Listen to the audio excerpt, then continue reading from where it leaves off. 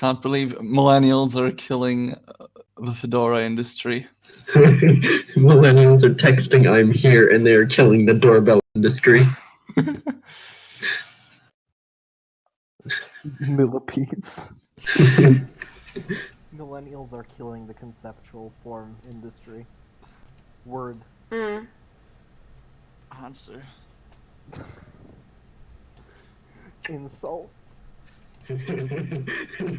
Witty retort. Emotion. Cry of anguish. Comfort. Snoring noises.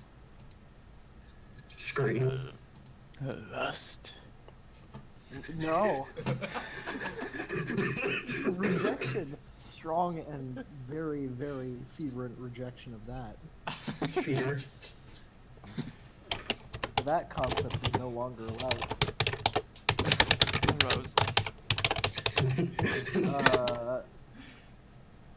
So it's been about. Oh.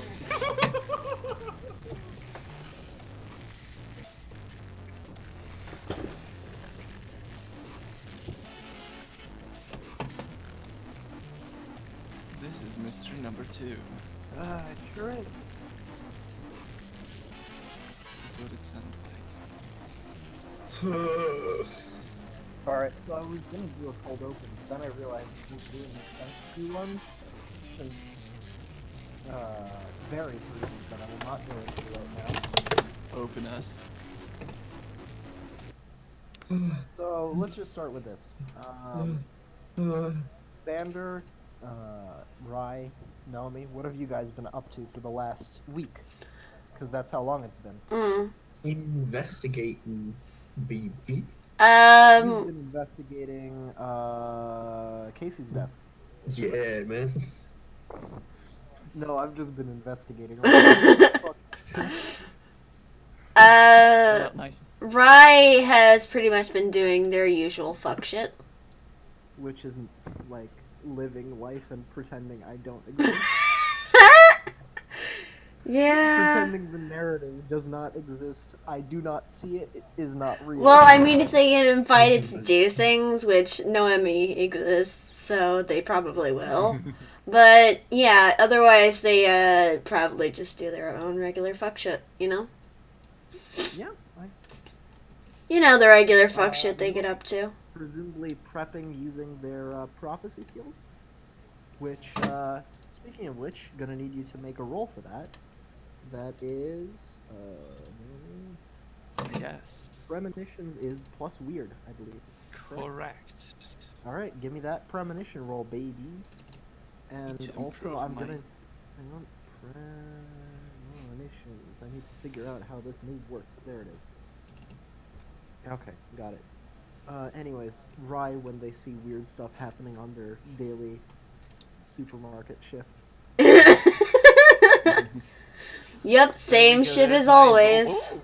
Ooh, that's a good one, baby. A critical motherfucking success. God damn. If that were a thing. You love to see it.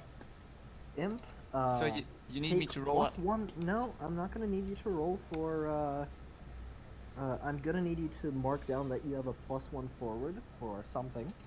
Yes. Alright, so, let's see. First of all, describe to me how your premonitions work. Is it a similar concept to your past lives visions, or is it, like, more akin to, like, you see something from the future? Like, you get told what's going to happen, or do you see it? I feel like it would be more of a, that's a good question. Tim has many of I those. sure hope. Do you have a "That's So Raven" moment? Well, the move says is I get a detailed vision of something bad that is yet to happen. So I feel like it's more of an intuitive, you know, Imp, you... an intuitive, ineffable knowledge of, oh yeah, this is the thing I need to be doing. You know, Okay, the so it's same like- way. It's kind of like one moment you are, like, just chilling in the Antarctic. In Cedar Rapids. Cedar Rapids. Oh, good. I need to not die in this particular circumstance now. Great. Exactly. Okay, I mean, it's essentially what I've been playing her as, except now I actually have, like, rules backing it up. Okay, so let me give you a bit of a description. So, Noemi is, let's say, standing in line at a bread shop Mm-hmm. in Hungary for some reason because she Hungry. wanted that She's hungry. sweet Hungarian brioche. She's hungry. Stop. Tyler. When suddenly she's standing quite somewhere else. She's in what appears to be a terrarium. Like it looks like one of those like big glass greenhouses. Oh, good. We're fighting in, poison ivy. National parks. Yes. Like basically like the ones that don't really have like metal struts supporting them. It's kind of just a big glass dome around it. Mm-hmm. Yes. So you're standing in one of those. There's Yes. a lot of native deciduous plants going around. Doesn't look to be particularly anything like eye-catching or anything. It's just a bunch of trees, basically. Mm-hmm. There's a nice patch of grass which you're standing on, and there's a park bench. And then Yes. you look up and you notice that the sky outside is not blue, Okay. bright red. And the environment outside, rather than being, a public park where there's just happens to be a terrarium, is what appears to be a completely barren wasteland. And then you see a crack form on the terrarium. And then you're back in the line in the brioche shop, with knowledge that you should not go to terrariums. Well, I guess I better like prep a glass fix kit or some shit. Tape. Bring lots of tape. Yes, actually. Oh wait, that's not it. Can you tell me a little bit about the barren wasteland outside? Also very red. That's all I can. That's all you basically saw. It's rocky, it's red, and the sky is red, and there's a crack in the windshield. That's about all you know. Mars. So we're going to Mars. Fuck yeah. Perhaps. Perhaps. Anyways, so I do want to establish a couple of minor things before we get started proper. Mm-hmm. So, in terms of the mechanics of how Lucas and Mike are going to work, Mm-hmm. so Lucas and Mike are there basically, as we established last arc, as support characters. However, over the 2-week break that we had, I managed to figure out how they would actually work in terms of support. Neat. So let me put it this way. Cool. So Lucas is, as I explained, the person who you would go to get magical equipment or ensure any equipment that you wouldn't be able to buy in like a regular store, basically specialty stuff that is probably illegally sourced. Mm-hmm. Whereas Mike is effectively a source of creature knowledge. However, since both of those things are very useful and I don't want them to be overused, because I know Imp would absolutely do that if he had the opportunity. What? He would never. The bastard that he would. Anyways, Just so give me a there are tour. 2 limiters to each of those. So Lucas gives you 1 free item per hunt, basically. Mm. After that, he is going to give you the item, but he's going to ask you to do a task. Mm. And these tasks can range from something very mundane, like taking a photo of someone, or like picking up an item while you're at a place, to completely changing your approach to a hunt. For example, you have to take in the monster alive somehow, or you have to kill someone, which is hopefully something we will see. Vendor cocks a gun. I mean, Vander pulls out big knife. Oh boy, here I go kill him again. I would like Big Knife to be more powerful. Me too. You can also upgrade stuff. That ends up costing 1 of your free slots, basically, for the mission, but one of you can basically choose to upgrade an item or get a new item for whatever quest. mm. So basically, each person gets 1 freebie from Lucas. After Nice. that, you start getting charged for it. Well, that is very generous. The first one's on the house. The second one costs your soul. Exactly. Mike, on the other hand, Mike. yes, a bit more straightforward, but also a bit more complex. So you can either get to him by basically rolling a straight persuasive roll every time you talk to him, which for some of us may be either good or for others looks at Noemi very, very bad. I disagree. Or That's you perfect. can help him in his research by bringing components of monsters that you deal with. This could be anything from like the actual corpse of the monster to like a photograph of tracks of it or like Okay. some notes on the phenomena basically. So that will in turn grant you more information. Basically bring him research and he'll give you stuff. Alright, that's cool. Yeah. Nice. Okay, so all three of you are chilling. Mm-hmm. Presumably. Wait, wait. Since I have a question. Yes, Tyler, go ahead. Would our characters know about, like, These requirements. yeah. I Like, think would we know that Mike needs research stuff? I think Mike did tell you that like he would like research stuff, presumably in between this week and a half. Basically, to establish something in this week, Rye rather has. Well, Casey's been dead, has and will continue to be dead until further notice. Rye has been stalwartly trying to not get into supernatural scenarios and just work their 9 to 5 shift, presumably. And sometimes failing at it, as they do. And sometimes failing at it because, as one does, you know, big mood and all that. Vander has been investigating Casey's death, which I'll just say that out there. It's been pretty unsuccessful. Yeah, I was gonna say. Casey, as far as you can tell, just completely blanked out his entire existence between the time you dropped him off and the time he washed up dead on the shore. Wow. The police are treating it as a very open and shut case, despite the fact that it's very obviously not an open and shut case, which, you know, concerning, but it's Mitch and Vinny. What do you expect? Actual police. Yes. You want a due process? These people are half a second away from just becoming literally a buddy cop in like a start of a horror movie that get killed immediately by the serial killer. They're not competent. They're definitely not doing anything positive for you unless you actively. You know what? I'm not even gonna phrase it like that. They're just incompetent in general. Sorry, due process machine. These men are the McDonald's of police officers. So And Old MacDonald Nomi had has presumably been preparing for a trip to what may or may not be Mars, because they saw that vision. would you But- consider? Question: would you Sorry? consider a rebreathing system a small item? No. Shame.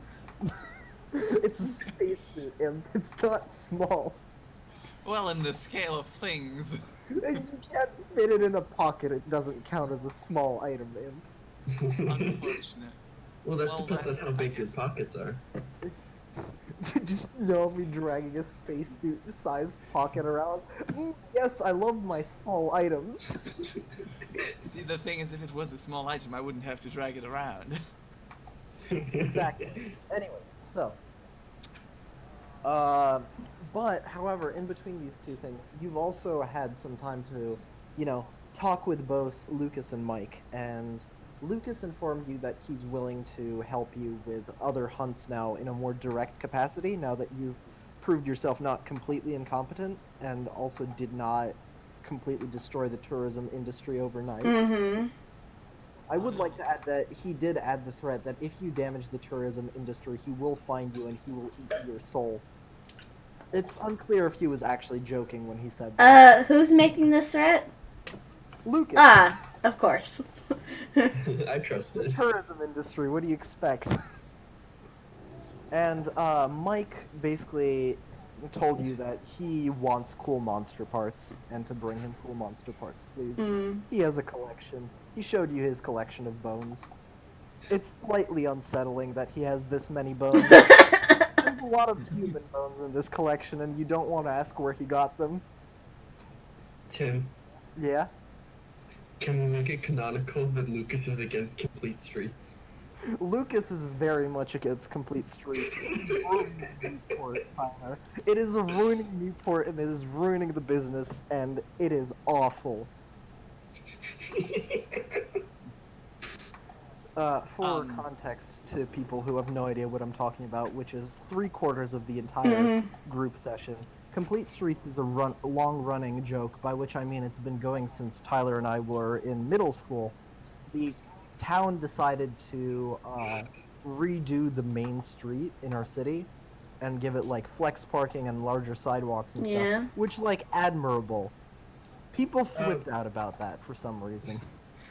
Like a lot. There are like there was a political movement. Yeah, we want to hit children, and you can't stop me. How dare you prevent me from running over pedestrians, you disgusting animals? Is basically the argument the Complete Streets folks make. They are all over the age of 60. I don't think I've ever seen a single non-white person in that collective. Well, to be fair, like how many non-white people live in Melbourne? There's like 5 non-white people, Tyler.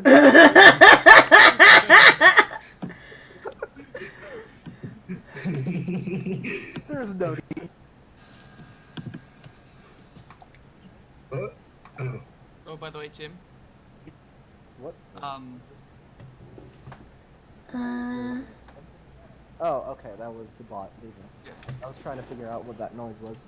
it was the bot leaving. Anyways, so, long story short, you have your requirements. You Tim. have... Yes? Yeah?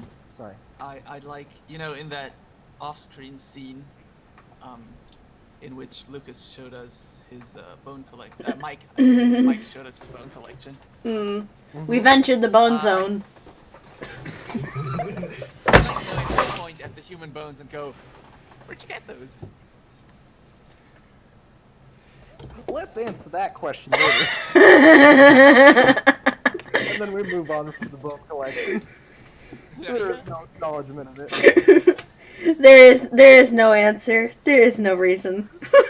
Anyway, so all 3 of you are hanging out. I get a text from, unsurprisingly, Lucas. Basically... Wait, hold on. Did you say we were all hanging out? No, I'm saying like you are doing your independent hangout session. Yeah. Basically. Okay, cool. You are We just- not that like all 3 of you just happen to be in the same space. Yeah. We all just get a mass text from... That y'all would not be anywhere near each other. Yeah. Not without a Well, reason. especially Naomi would, because she's still hanging out in Hungary. She really wants that. Good morning, folks. Let's get this bread. I want a brioche. I'd like to take an aside to play Naomi's average day in Hungary. I'd like to point out that Noemi is definitely only eating French brioche. Because fuck that. Fuck all other brioche. It's French time. Where do you think the fucking word brioche comes from? Do I look like I know what a JPEG is? What? The French are very proud of their bread. Because it's good fucking bread. They're As also they very should proud of be, their yeah. cheese. Brioche is my favorite bread. And their language. Anyways, Noemi's fine, though. Okay, where is I'm it? glad for all that off-screen discussion because now I have my stat sheet up. We can rock and roll, buckaroo. Now, before we begin the arc prop, Oh.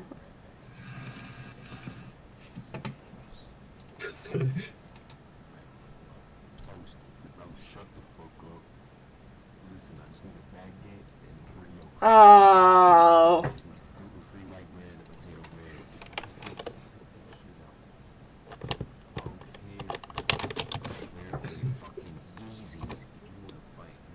Hmm.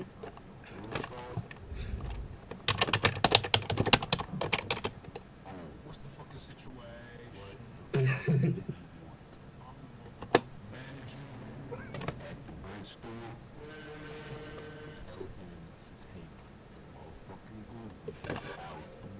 I'm gonna need you to shut that bullshit up, Chief. We can't take shit out the grid. First, I know you're smoking that pack. We got crackers. Fuck crackers. It's free. Fuck gluten. No, you better take the gluten out that damn shit. Look, we got whole wheat, gluten free. Texas toast, gluten free. Damn. Fuck all that. What bitch ass country are y'all from? Where they got this bullshit at? Florida.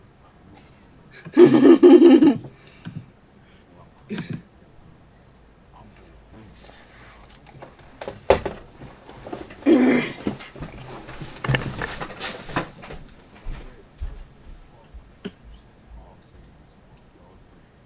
Fuck the gluten and fuck them crackers.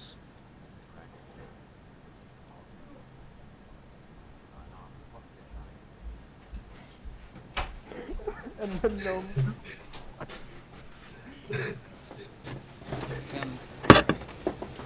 Oh no, not boneless pizza. I can't do this. I'm not. What, you don't want some boneless pizza? No, absolutely not. Do not. Anyway, so now that we've established that amazing thing, Yeah. you get a text from Lucas saying, I have something I need you to do. Please come to the bar. It is all caps. There is no punctuation. Man does not use a text. He's never used a phone before. You get the feeling he just literally talked into his phone until, like, text-to-speech somehow switched on due to sheer frustration. This man does not own a computer. This man has never seen a VCR.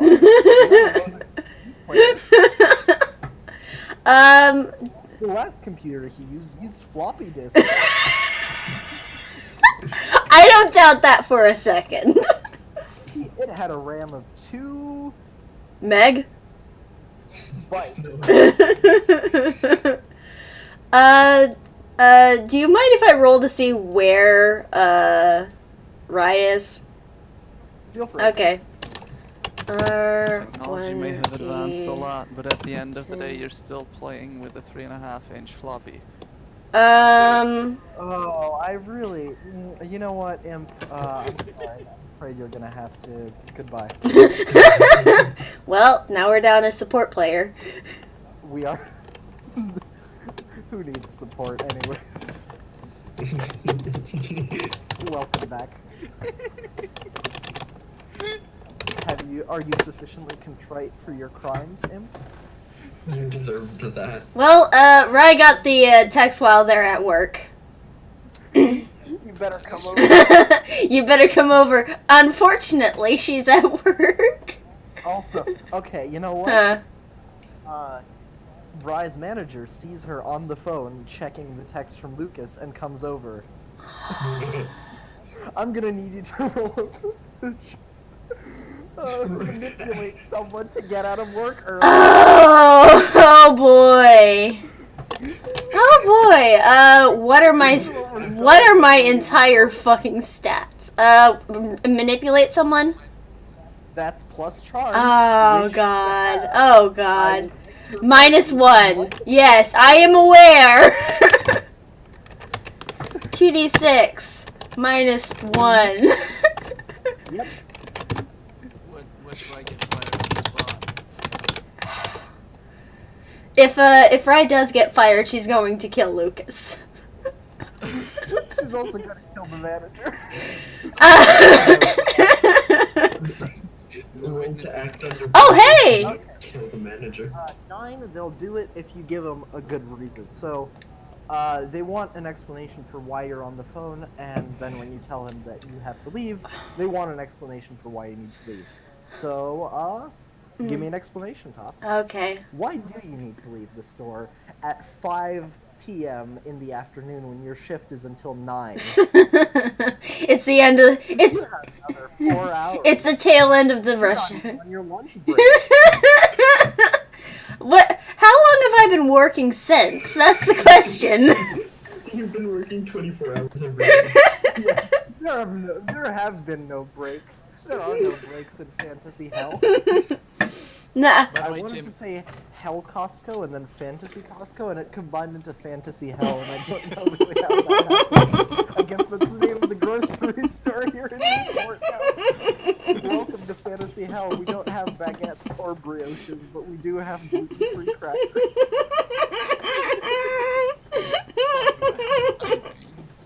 Sorry, Imp, go ahead. I just said fuck those crackers. Also, you said it's 5 p.m., right? Yeah, Yes. 100. because it's 5 in the afternoon. Tyler, you okay? You good? You alive there? I think he's dying. Maybe. Sometimes I deal with emotional strife by sprinting a lot, and then my legs are really sore. Ah. What would Rice say to get out of trouble? Fuck all you want. No, they wouldn't say that. Let's see. But Redwood.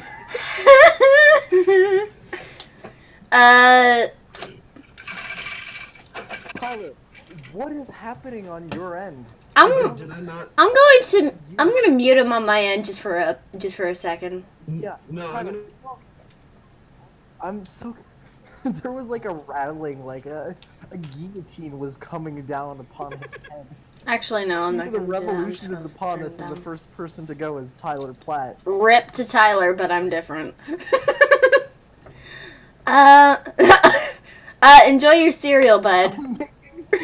Making fucking cereal, and no one can stop me. Alright, Imp, sorry, you had a question to begin with. I completely went off track of that. No, my question is answered. You can go ahead with talk. Oh God. I'll make my joke once it's my turn to appear on the stage. Oh, no. Oh dear. I'll be honest, improv has never been my strong suit. Fuck. She would. I mean, honestly, that's a pretty good answer already. That's about the reaction Rai would have too, I assume. No, Rai's reaction would not be they'd take a moment to collect themselves for starters. It's just fucking.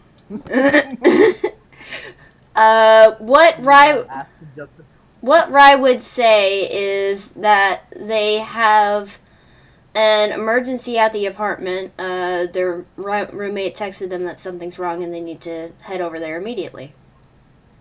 You have a roommate? Yes, I have a roommate. You've been working here for 6 months and you never mention any roommate. Wild. But okay, go ahead. I'll just write you up for another shift on Friday. Alright, fair enough. See you then.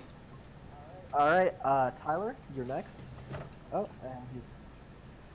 Because I'm gonna make Imp wait as long as possible to make this joke. I suffer for this. I know there's a joke coming, and I know it's gonna be bad. And he's okay, Imp, you can make your joke. Let's do this. I'm ready to suffer. It's nothing bad, really. I'd just like you to know that Noemi's venture into getting baguette and brioche must have happened at a bakery that has been open at like straight up midnight. Yeah, exactly. That's why all the customers are. That's why the employees are so annoying. She teleported in like 2 minutes before closing time at midnight. Hello, I would like a baguette. She just literally teleports in front of the counters, and the employees are too tired to be like surprised by this. So they just jump straight into anger in terms of this kind of stage. I'd like you to know that this means that Noemi speaks fluent Hungarian. Hungarian? Absolutely. Yeah, I already noted that down.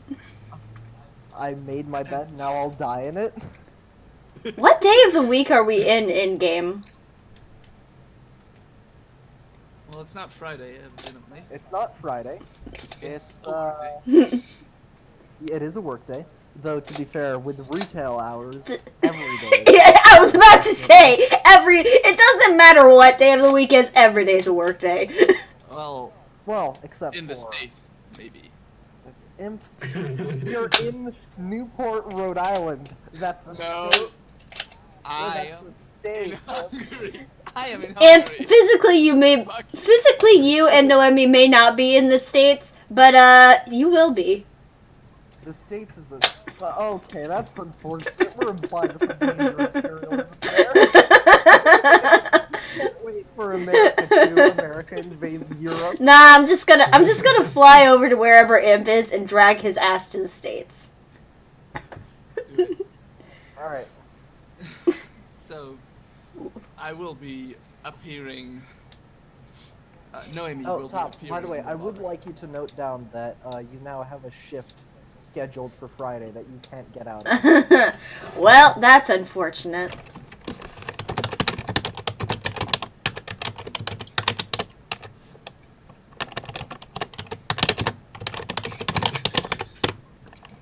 So it's 5 a.m. on, let's say... 5 p.m. 5 p.m., correct. Mm-hmm. On, let's say, a Tuesday. Cool. So that's our current time frame. Alright, so, Noemi, do you, like, go there? Because you got the text somehow, because I assume you have, like, one of those international data plans that you're pawning off to Steve Jobs, or whoever the hell pays your bills. It's Jobs Corp. it's a celestial benefits. God. Listen, it's Don't get stuff-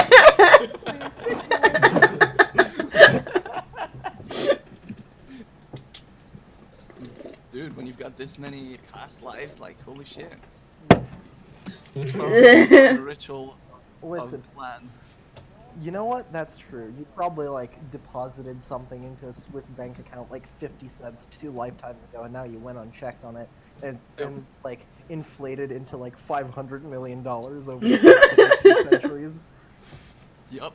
Something like that. Just like each of your ancestors managed to keep it alive by depositing it $1 each year. Some of it wasn't even dollars. One of your earliest ancestors just straight up deposited, like, a rock. That rock is worth an entire mine now.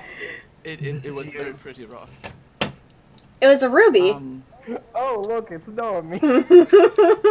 I'm gonna do a roll real quick, by the way. You don't have to count this for the matters of, like, experience or not. Just want to know whether I get bread. That would be a, you know what? I'm gonna say that's a plus... Let me look at your stats. I feel like it would be plus charm because I'm trying to, you know, finesse the people. You know what? Actually, that's a plus cool. You need to pass it off as, okay, this is natural. I should be here getting bread at 12 p.m. a.m. Oh, well. I can't count. Good morning, gamers. Let's get this bread. Bread. I'm rolling really well today. I got You're all getting of the bread. I got a fucking Hungarian brioche and a baguette, and I'm bringing Okay. them to the bar in New. That is just shy of being a full roll. That is Alright. feckin'. Yep. Alright, Tyler, so you Yeah. are... Where? In the police station, hanging out with Vinny. Vinny looks very unamused at the fact that you've decided to take time out of his day to hang out with him instead of with Mitch, who, you know, doesn't have social anxiety and doesn't, like, have a problem with being bothered by at times by this very enthusiastic Navy man. But it's cool, yes, Tyler. Vendor It's cool sitting that you make backwards this on a man chair. suffer. Vendor is sitting backwards on a chair and questioning him again. Look, man, for the last time, Mitch says it's an accidental death. It's an accidental death. Like, the coroner even wrote down accidental death on the sheet and everything, which means it's official. Which means it might as well have happened. That's like how the police process works, I'm pretty sure.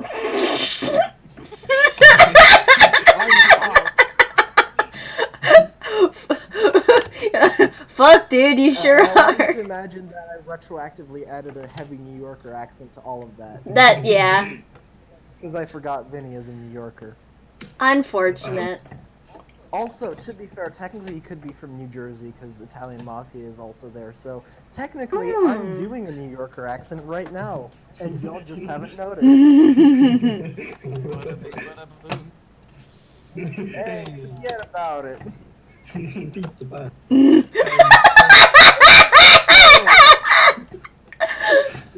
So, how about we sue this man for malpractice of justice, eh? I'm pretty sure that's not a term, I just realized. Hey, you want me? Malpractice of justice. Hey, you want me to get some internal investigation? Yeah, can I get a fucking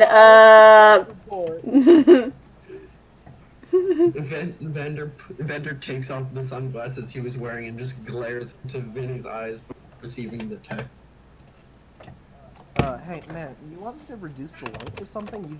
You've been wearing sunglasses this entire time and now you're squinting at me. Do you have, like, a light sensitivity problem or something? I mean, we have a dimmer switcher. You could have just asked. I'm intimidating, Vinny, but I have to leave. Cool. Bye. I'll see you around. Vinny just walks off out of the interrogation room. He apparently managed to open for you as a favor. He's just been sitting there, letting you play for fun. Well, He also tosses you back your Tamagotchi, which he's been... He has a Tamagotchi! He does that? That's adorable! cool. I keep me as close as possible. You keep it by your heart. You named it Casey. Oh! Well, now I'm sad. I have no friends now. Except you. You will never leave me. Tamagotchi nearly dies. It's you and me, Casey Jr. Just you, me, and Vinny. I'm not your friend, says Vinny as he leaves. Okay, anyways, so the three of you gather at Lucas's bar, presumably. Rye with their recently not fired state, Vander with their Tamagotchi, and Naomi with 2 bags full of bread. It is Hungarian bread, might I add. The fact that they... Do they offer one to Lucas is the important question. Yes, of course. Lucas takes one of the baguettes, sniffs it appreciatively, breaks it, takes a little bite. Rye would be more surprised if they didn't know Noemi. So, anyways, I'm sure you're all very curious as to why I've brought you here today. Yeah, in the middle of one of my shifts, no less. Well, unfortunate. Duty calls as it is, and I have zero care about your personal life and work. I can see so- that. Yes, I'm glad that was established. Anyways, so we have a slight problem. By which I mean I have a problem, and since I have a problem, it's very quickly going to become your problem due to the fact that you, unofficially speaking, work for me. Well, congratulations to us. We have alternative employment. What are the hours and what is the wages? The wages are you don't die because you have equipment that I provide to you very generously. Oh. And the hours are whenever there are monsters attacking this town, which happens to be now, might I add. Oh, good. Fantastic. Yes. That is good, yes. Yeah. I'm glad one of you has the necessary enthusiastic spirit to this approach. Clearly you know nothing about current-day capitalism. I know that it is a concept that exists. I also know that Mr. Marx himself was very much opposed to it. Hmm. Good head on his shoulders, that Mark's got. Is he a friend of yours? No, I never personally met him, unfortunately. Anyways, moving on from that. What do I have to roll to see if I've personally met Mark?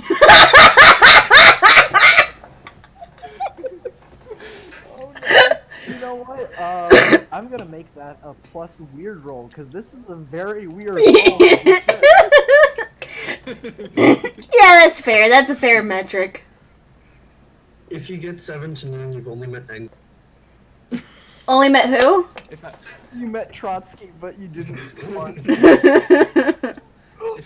if I roll a 12, I am Marks. Well, I guess that. Oh.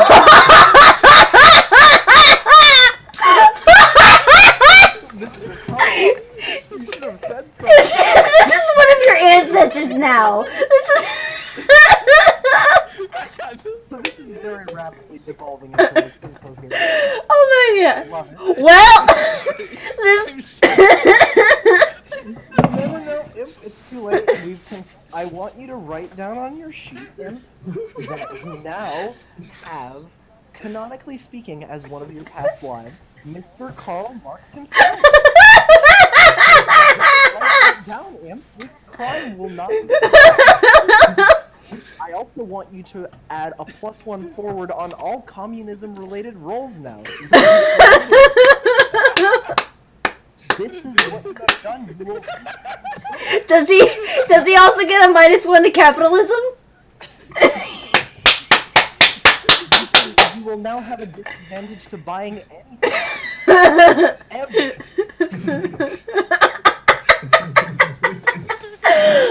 Am I sorry? Yes, but also no. Very much no. I am so fucking glad I'm recording. This is fucking superb.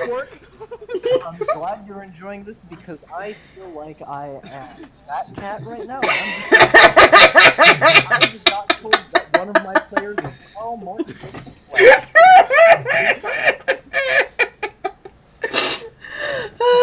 Anyway, moving on from hands each of you one of those like classic style manila folders. Oh, cool.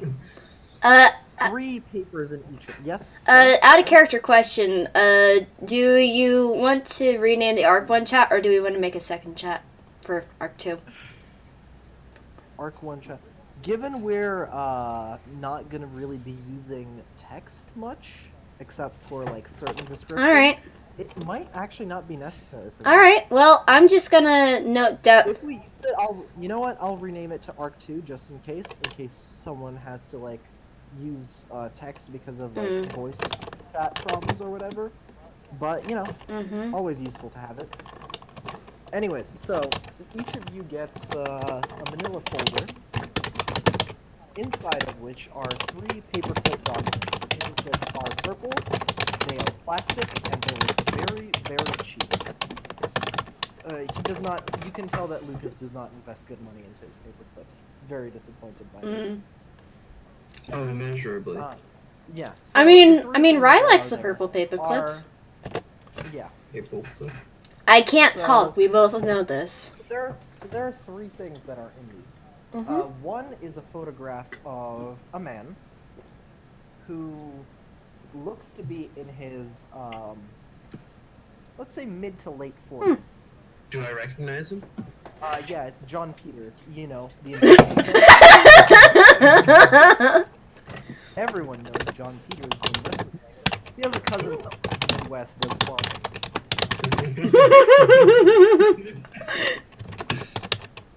Anyways, so yeah, all jokes aside, it is John Peters, the investment banker.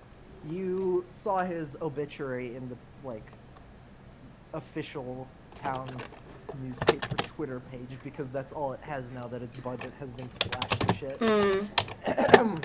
You saw his 140 character, very sad, very short obituary, which basically said he was a man who did things. We will all. It's just a fucking Twitter tweet. Exactly. That's all he got. He didn't have much characters, but he had a great character. So you recognize him in short as someone who you would have maybe seen like a picture of his law offices, stuff like that. But he wouldn't have been someone that you know personally well. Rip. Okay. So then there's a picture of his body washed ashore in a very similar manner to Casey's. Okay. So this probably immediately pikes Vander's interest because it's like Yeah. the exact same fashion as they found Casey's body. Hmm. Did Down to the Did any of us get a photo of well, have any of us gotten a photo or picture or any like sort of visual for how Casey died? No. Well, maybe Vander saw like the coroner report by exploiting his very fraught connections to Vinny and Mitch, but other than that, I don't think either of you probably saw that, unless, I don't know, would Vander have shown, like, his No. stolen autopsy reports to his two very close friends that he met once? No. That's fair. No. Would Noemi have investigated this? Naomi, would you have investigated Mr. Casey. Casey Devine's corpse? So no. Oh. Okay. So, only Vander recognizes that aspect. So, then there is a third document, which is, and this is very painful for me to describe, Mm. very obviously a printout of what looks like someone trying to screenshot Google Maps. Like, it's not a printout of the Google Maps page, which you can do. It's a printout of the screenshot, which was then saved as a Word document and printed out. Like, you can still see, like, the web link at the top and everything. Someone just took a picture and slapped it into Word. It's also positioned vertically instead of horizontally, so it's really small. Mm. So, Rai looks at this very obvious screenshot of a thing and just kind of glances for the briefest of moments at Lucas. Lucas kind of gives, like, a shrug, like, what? I don't know computers. Anyway, so it's a picture of a street. The street is, I think Crown Street, actually, now that I think about it. Basically, it's the intersection of Crown and Main, is what the particular picture is. Okay. And there's a circle drawn on a small, like, side alley, which is marked Scenic Walk off the corner of Side Street. Mm. So those are the three things, and Lucas kind of looks at you eagerly as if any of this is in any way something and not just a collection of random images that mean absolutely nothing to you. And he like looks at you and then says, "Any questions?" Yeah. What exactly is the importance of this? I need more details. Lucas kind of sighs and like says something under his breath that sounds like amateurs, I need more than implications, man. and then points out first the picture of John Peters. You know, alive. the investment banker. You know, the investment banker.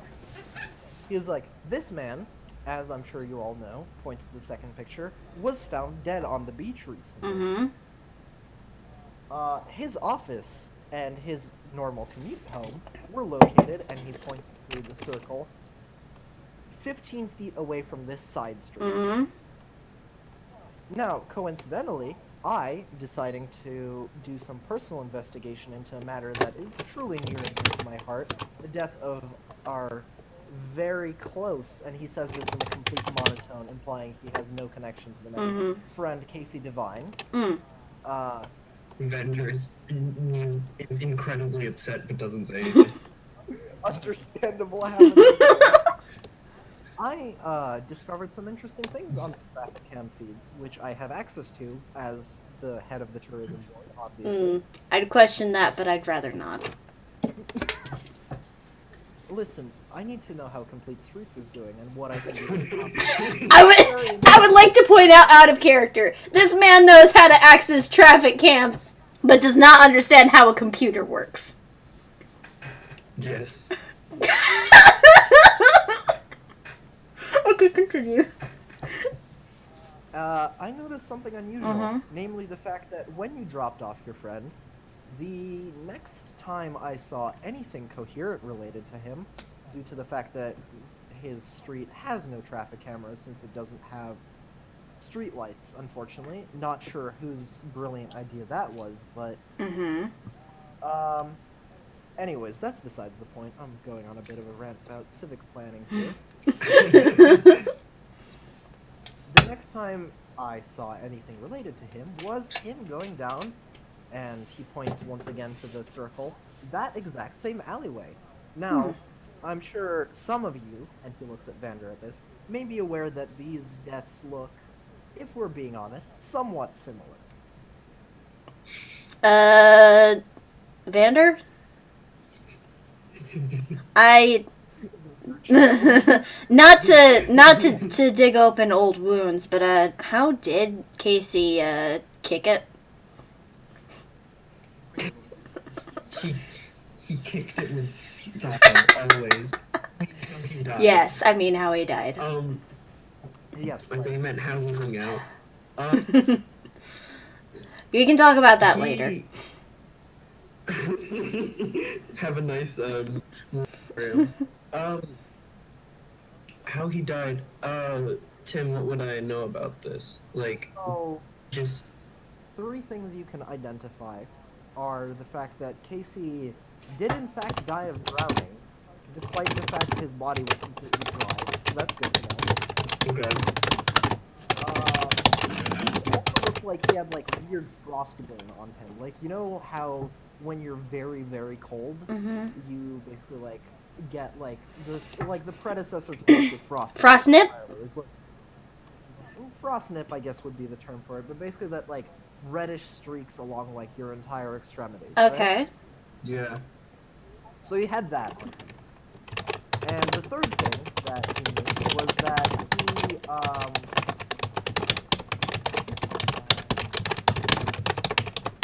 do I show you this? Right. Clothes were dry, frostnip. He had crumbs on him. Crumbs. Like a lot of crumbs all over the back of his head. Huh. Like, Vander looks suspiciously at Noah's bread. Was it brioche? and you can't really see much from this picture because it seems to have been taken surreptitiously as the body was being loaded onto an ambulance. But you can see the same streak marks there, and you can definitely see a smattering of crumbs all over this man's suit. So how much of that? So did Vander? Did you tell us all of that, or? Yeah, I did. Okay. Well, that sure is a thing. Nobody looks at her own bed. She's not saying anything. This was planned. Lucas continues to munch on his half of a baguette unconcernedly. So, like I said earlier, and I will repeat now for the particularly uncooperative, any questions? Rye's going to look over at Noemi, who has just been munching and hasn't really said much so far. Seems pretty straightforward to me, no? Oh, I'm glad. Finally, someone with taste. He says that, and Noemi is wearing that suit. Wow. No one said anything about good taste. Just taste. I am offended. Hi, offended, I'm Tim. Okay, moving on. Okay. Tyler, you seem more and more confused by the second, and I'm loving it. You're like baffled by this whole turn of events. Standing here at this verbal repertoire, like, hello? Help, please? Okay, so, Vander's gonna, Mike there? Mike is, as usual, sitting behind you, enjoying what looks to be, and this is just my humble attempt at a description of the abomination he's Oh drinking. God. 25% root beer, 25% Sprite, another 60% tequila. So it's 110% already. I'm glad we're covering it. Which he has then sprinkled sprinkled allspice, cinnamon, No. and chili flakes into. You had. He is drinking it with a crazy straw that spells out Party of 2009. I'll be honest, I was into it for like the first like 2 drinks and then you lost me. Yeah, it gets weird around the third drink usually with Mike. Yeah. I would also like to observe that he has a picture on his Hawaiian shirt, repeated across the entirety of it, of a swordfish wearing a fencing uniform, fighting, holding a saber, another swordfish. Neither of them are actually using the swords, they're just kind of poking up through the helmets. Okay. Let me know that this she understands on a deep spiritual level. Yeah, Noami's connecting with these people, I think, the best out of all of them. Noami understands the need to be manic in the monster hunting business. If you're not doing it with style, what's even the fucking point? You're gonna die anyways, at least like temporarily. I'm here for a good time, not a long time, Mike said. Apropos of nothing, he's taking another sip of his chili flake drink. What is Mike's last name? Sickle. Mike Sickle. Mike, here for a good time, not for a long time, Sickle. Anyways, sorry. So, Tommy turns over to Mike. Oh, I'm sorry, it was Vander who turns over to Mike. Yeah. So he's drinking that, and he looks up at your looking at him, and kind of just gives you like a, hi, what's up, or nod. Vander saunters over very casually. Lucas is like, okay, I suppose the briefing is over, glad to hear that, and goes back to munching on his brioche.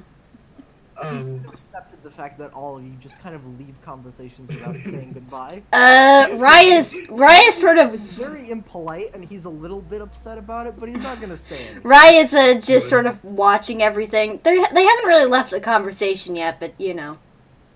No, yeah, I get what you're saying. I'm just saying Vander has left the conversation like this 3 times now. One time running out of the building and sprinting half a mile down to someone's house because they said they were dead.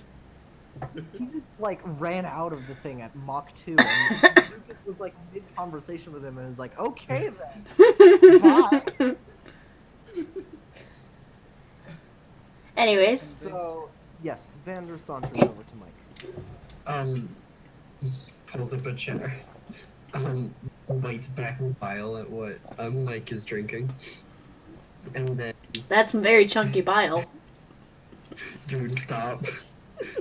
and then says, so, hello. Hello. Meowdy, he says, in a perfect Brooklyn accent that I can't really imitate right now because my throat is killing me. Meowdy? Meowdy. Okay. Vendor throws the folder, like, on the table in front of Mike, and is like, can you tell me anything? Don't swim in the ocean!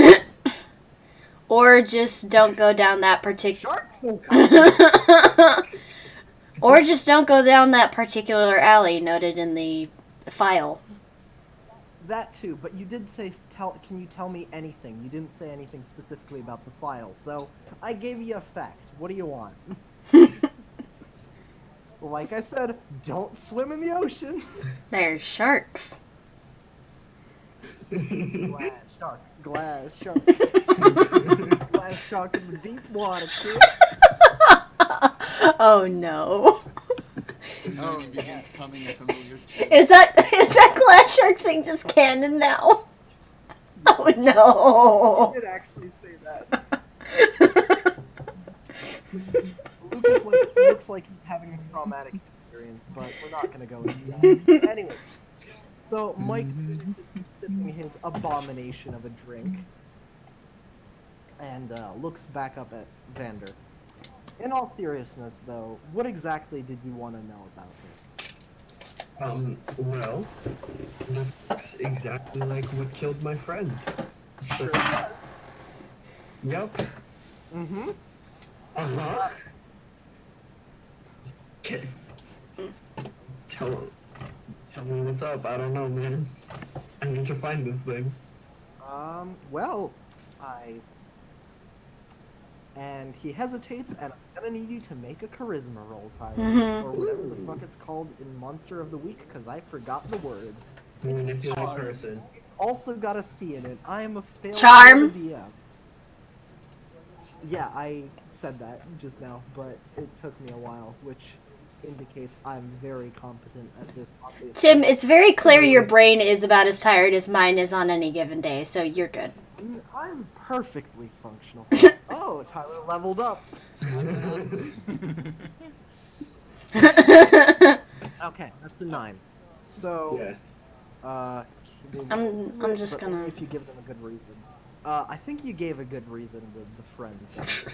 Right. Yeah, I'd say that's a pretty good reason. I think, you saying my friend is literally dead. Please help. I think even Mike would take that seriously, Yeah. which is saying Well, I think something. he hesitates for a second, and then he, drops the, weird kooky accent for a second. And he's like, okay, in all seriousness, though, you've got an alleyway. 2 people have disappeared down that alleyway. 2 people end up dead. Where exactly do you think is the next place you want to go check out? I don't know. I'm not rocket scientist man McGee over here or anything, but I'm pretty sure that alleyway is important. Is the rocket scientist man Lucas? Hey, can I talk to Rocket Man? It's no, Tyler, you misunderstand. It's Was that supposed to be a jab at Vander, or was he referring to Elton John? Tyler, this is the full name. Man's a nickname. Please, rocket scientist is my father. Call me. Why did Elton John start? Oh, Imp. Of course. I thought you typed rocket scientist, and Bob was like, The bot was just like, my time to shine. Rocket Man. Okay. Anyways, so, well, you have your first lead. Mike is sipping his disgusting abomination of a drink in front of you. Okay. See the chili flakes in full pieces moving up the straw. It's really unfortunate to watch. What is with this man in chili flakes? Dude likes a spice. I'll tell you. Do you want some brioche? I have Mike. Yeah, I'll have a brioche. Please chuck it at his head.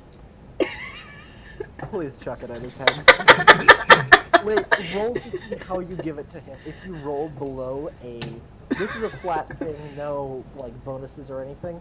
If you roll below a 12, you will throw it at his head. I'm just putting that out there. Do I at least get to mark experience if I fuck this roll up? The experience is if you get a 12. Oh, shit. Unfortunate. Stuck the roll at his head at Mach 12. He catches it in his jaws instantly, with no hesitation, and he gives you a thumbs up in front of thing.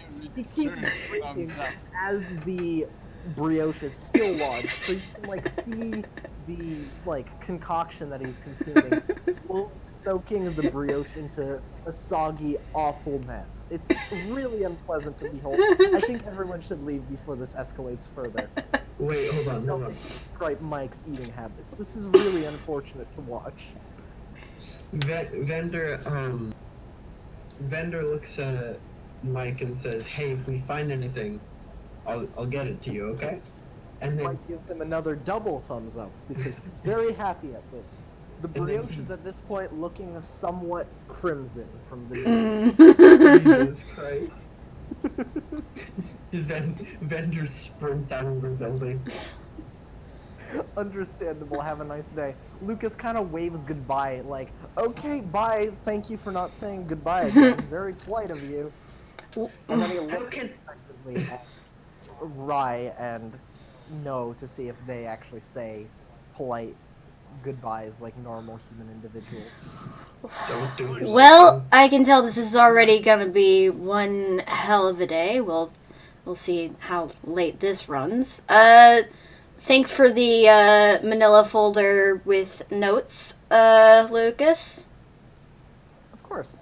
Also, slight aside. Mm. Does any of you know how to work a Microsoft Excel? You should leave at this point. He's gonna start rambling about how he doesn't know how computers. I mean, Rye was doing some Excel spreadsheet work when she came in, because scheduling is very important. But Rye, I'm begging you, don't tell him about Excel. He's going to start making spreadsheets for fun, and no one wants this. what? We don't want another Elias on our hands? Please don't say these things to me. Rye is not gonna say anything this time, but they are going to just Mentally note down that it's time to teach Lucas how to use a computer. yeah, basically. Rye is just going to pretty much politely wave to Lucas and Mike, and then just sort of turn and Saunter. yeah, just leave, just politely. How about you, Naomi? You have provided people bread. They are very thankful. The proletariat have been fed. Absolutely. Has been complete. You can retire now. Definitely. End this Well, character. you see, Karl Marx, your ancestor, is pleased. obviously, knowing me as a perfect and normal, say, au revoir. You're cutting out a little bit. Sorry, I was saying, as Noemi is a perfectly normal, well-adjusted human being, she is going to give a small wave and say au revoir as she leaves the building with a polite goodbye. She walks out of the building? She walks. She has legs? This is an imposter. I'm calling it now. It's already replaced the Naomi character with a mimic. I don't trust like that. That's Unfortunate. actually Karl Marx living through her right now. Carl, you absolute he's having a good time. So, are we going to the street? Yeah, fuck it. Let's go.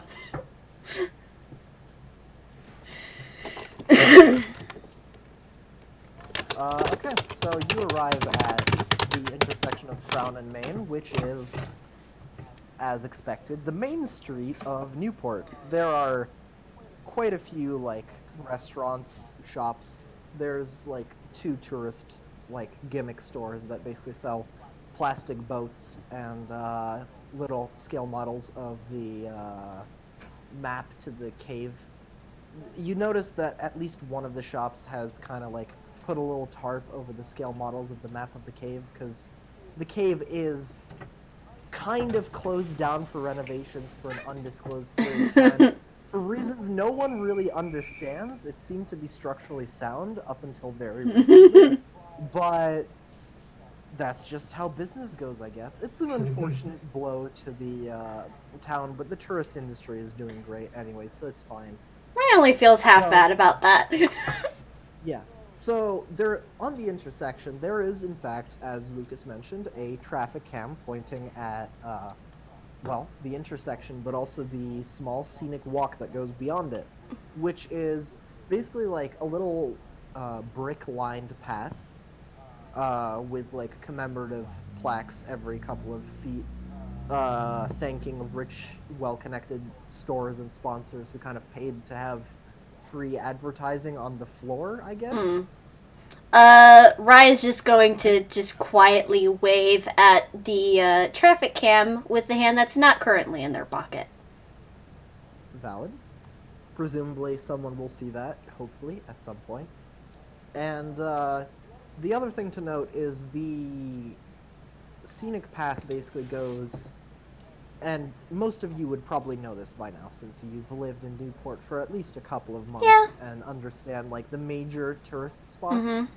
So the scenic path kind of leads through the historical downtown, like basically a bunch of the old brick and wood buildings that are sort of tucked away behind the road by design of the town planning committee, so as to like not disrupt the aesthetic, while all the more modern buildings are kind of put on the main road. Mm.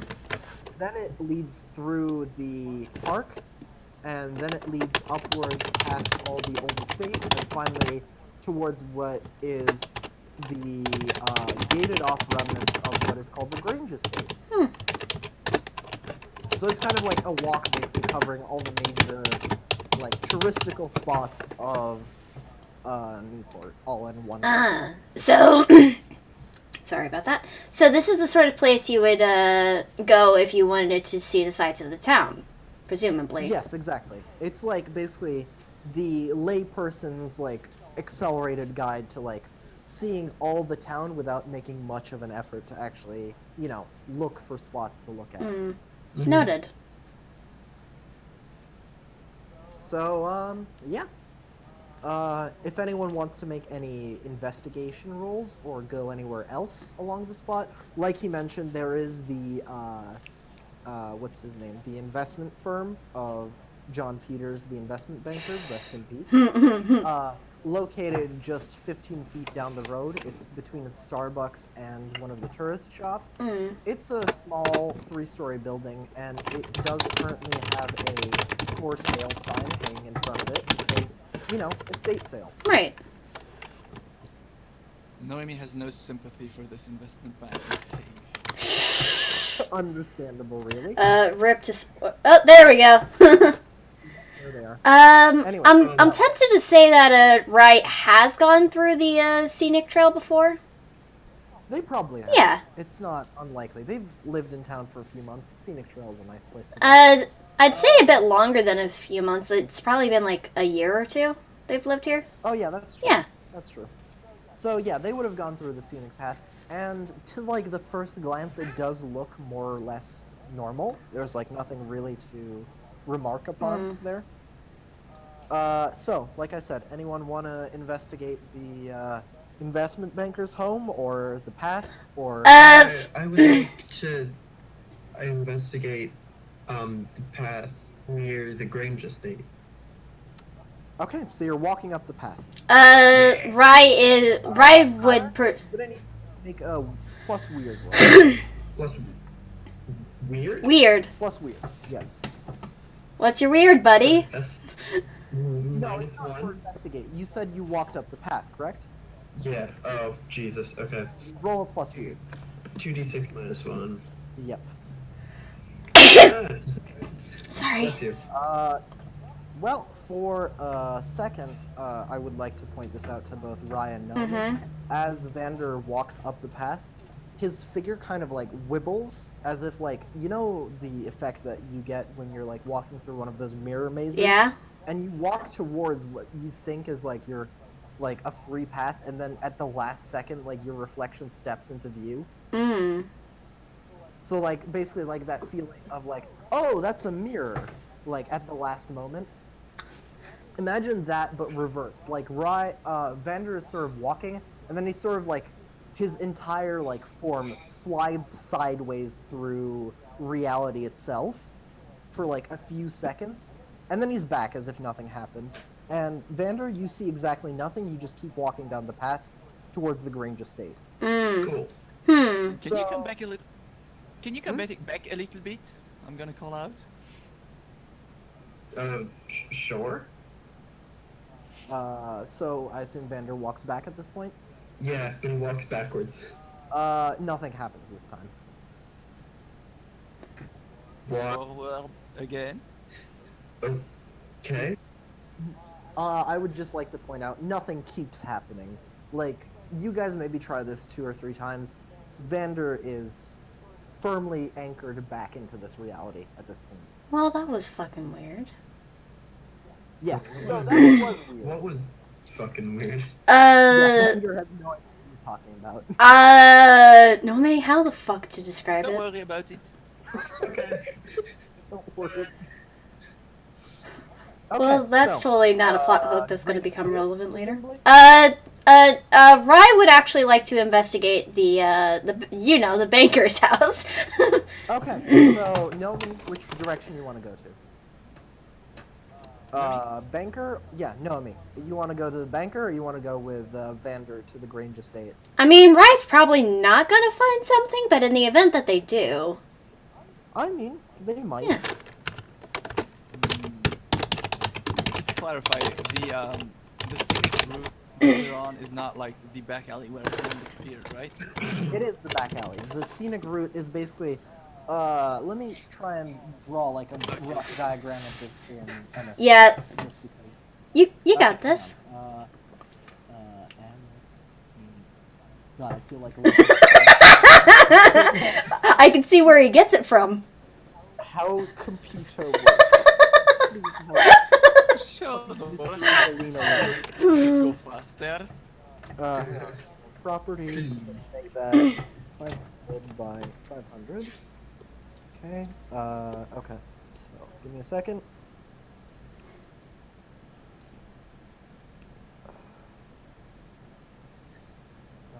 Okay.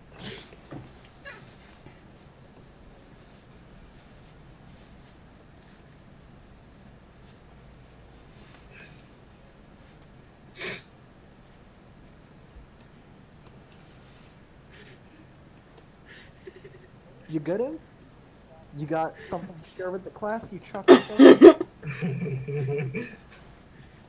Are you losing it, Imp? Do we finally need to send you to an asylum for your crimes? I don't know Here we why I go. said that. That was rude. Okay, map. Here we go. Check those. This is the worst map I've ever drawn. Listen, if it gets the point across, it's good enough. Griffin McElroy's map drawing skills look like an. What am I looking at there? It's Big Bang Theory thing. Bangladesh. Is that what you were wheezing at? No, Bangladesh. Penny, do you even know science? Bangladesh! Okay, map. Red is the scenic path. It kind of leads in between the buildings down what probably was the old main road of the town before they switched over to a grid system like boring people. Right. And it then leads over to the old estates, basically. Mm. So it's like a sort of deliberately kept landmark of old style. So, just to check, the Wibbly happened right at the entrance of the thing, right? So you see where, like, hang on, I can actually mark this off on MS Paint. That would be appreciated. Okay, so, file open map. Okay, so let me just I'll mark Rye with a red circle, Mm-hmm. Naomi with a yellow one, and Vander, what color do you want to be? I'm presuming not piss yellow like your color is right now on the That's actual. orange. Blue, I guess. Sounded so offended when you said that. That's orange! Okay, I'll just mark you as blue, as like lilac color, because I'm Okay. lazy. Here we go. So save that. So these are your locations when you saw that whole debacle happen.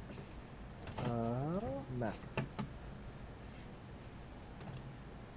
Okay. So it's kind of like you were not far along the path. You basically had just started down the scenic route when you kind of wibbled along. Okay. That's interesting. So, Rye is going to investigate the house. Right. In, like, lack of a better lead. Tyler's going towards the Grange Estate, which is further up that path. And Naomi, you want to go with either of them, or you got your own thing you want to investigate? No, this is the path. Yeah. Because I could be investigating the path itself. Oh, yeah, that would work. Okay, so let's start with, Well, I guess let's start with Naomi, since she's the closest one to the actual location. So we'll presume the other two are moving into location Yeah. in the meantime. Yeah. So, Naomi, what do you Yes. want to like look at in terms of the path? What are you trying to examine? Well, I'm trying to find anything that is, Unusual? unusual. Aside from the fact that we literally just saw something unusual. Yeah. Perhaps I Anything can find unusual something that we more haven't about that. seen yet. Okay. So, from first glance, you can't really see anything weird about the path. Like even like poking at the exact same spot where Vander was, Yeah. it's like it looks like a completely normal path. You get no weird effects on yourself. You're basically fine. Like there Great. was, it's as if there was no weird thing that happened in the first place. Hmm. And let me just describe this path. So on either side, there's the old-style scenic buildings. There's a couple of trees planted, like nice shady trees. There's a park bench on either side, basically every couple dozen meters for comfortable seating arrangements. And then there are those plaques that I mentioned. Hmm. So not really much to investigate. The houses are, for the most part, basically there for decoration. They're maintained, but they're not really open. There's like maybe one tourist shop at the end of this whole scenic alleyway, but it's kind of like not really the season for it because it's the middle of, you know, November. I don't think many people are going on vacation then. Yeah. Fuck, Thanksgiving exists. Right. Wait, that's the end of November. Never mind. Ryan doesn't give a shit okay. about November or Thanksgiving. Yeah, okay. Anyways, so, Nomi, what do you want to do? What are you going to poke around at? Suppose I were to light some special incense, get some weird stuff out and see if there's any Reaction. sort of trace of magic that I can use with old past tricks of the. Yeah, You know. weird magic, basically. Like, weird energies. Hmm. I'm looking for Okay. that. Yeah, so, I would have you roll a, investigate a mystery roll, but you know what? Just because you're applying magic to that, I'm gonna let you use your plus weird instead, because it makes sense. I appreciate that. Well, let's hope your luck holds. I do hope so, but on the other hand, levels. No, my luck holds.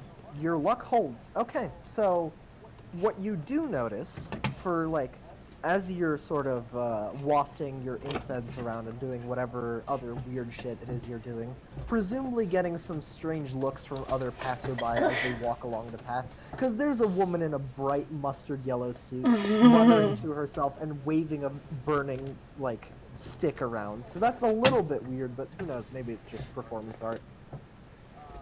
Anyways, so what you do notice is two minor things. One, the smoke, as you're kind of waving it around, there's a brief moment where it's unclear if this is just a trick of the light or an actual phenomena, but it feels like there's a cutoff point where it kind of just stops existing. Like, the smoke kind of trails upwards in the usual, like, diagonal wind-driven pattern that it does, but then it's as if it meets like a solid object that just removes it. Like there is a diagonal line in the air where there is no more smoke afterwards. How And far the up second- is it? It's about like eye level, hence why you're able to notice it in the first place. It's like maybe 5-6-ish off the ground. Mhm.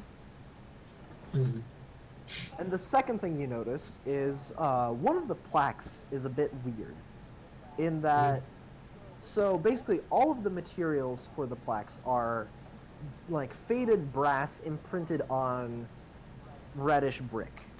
Right.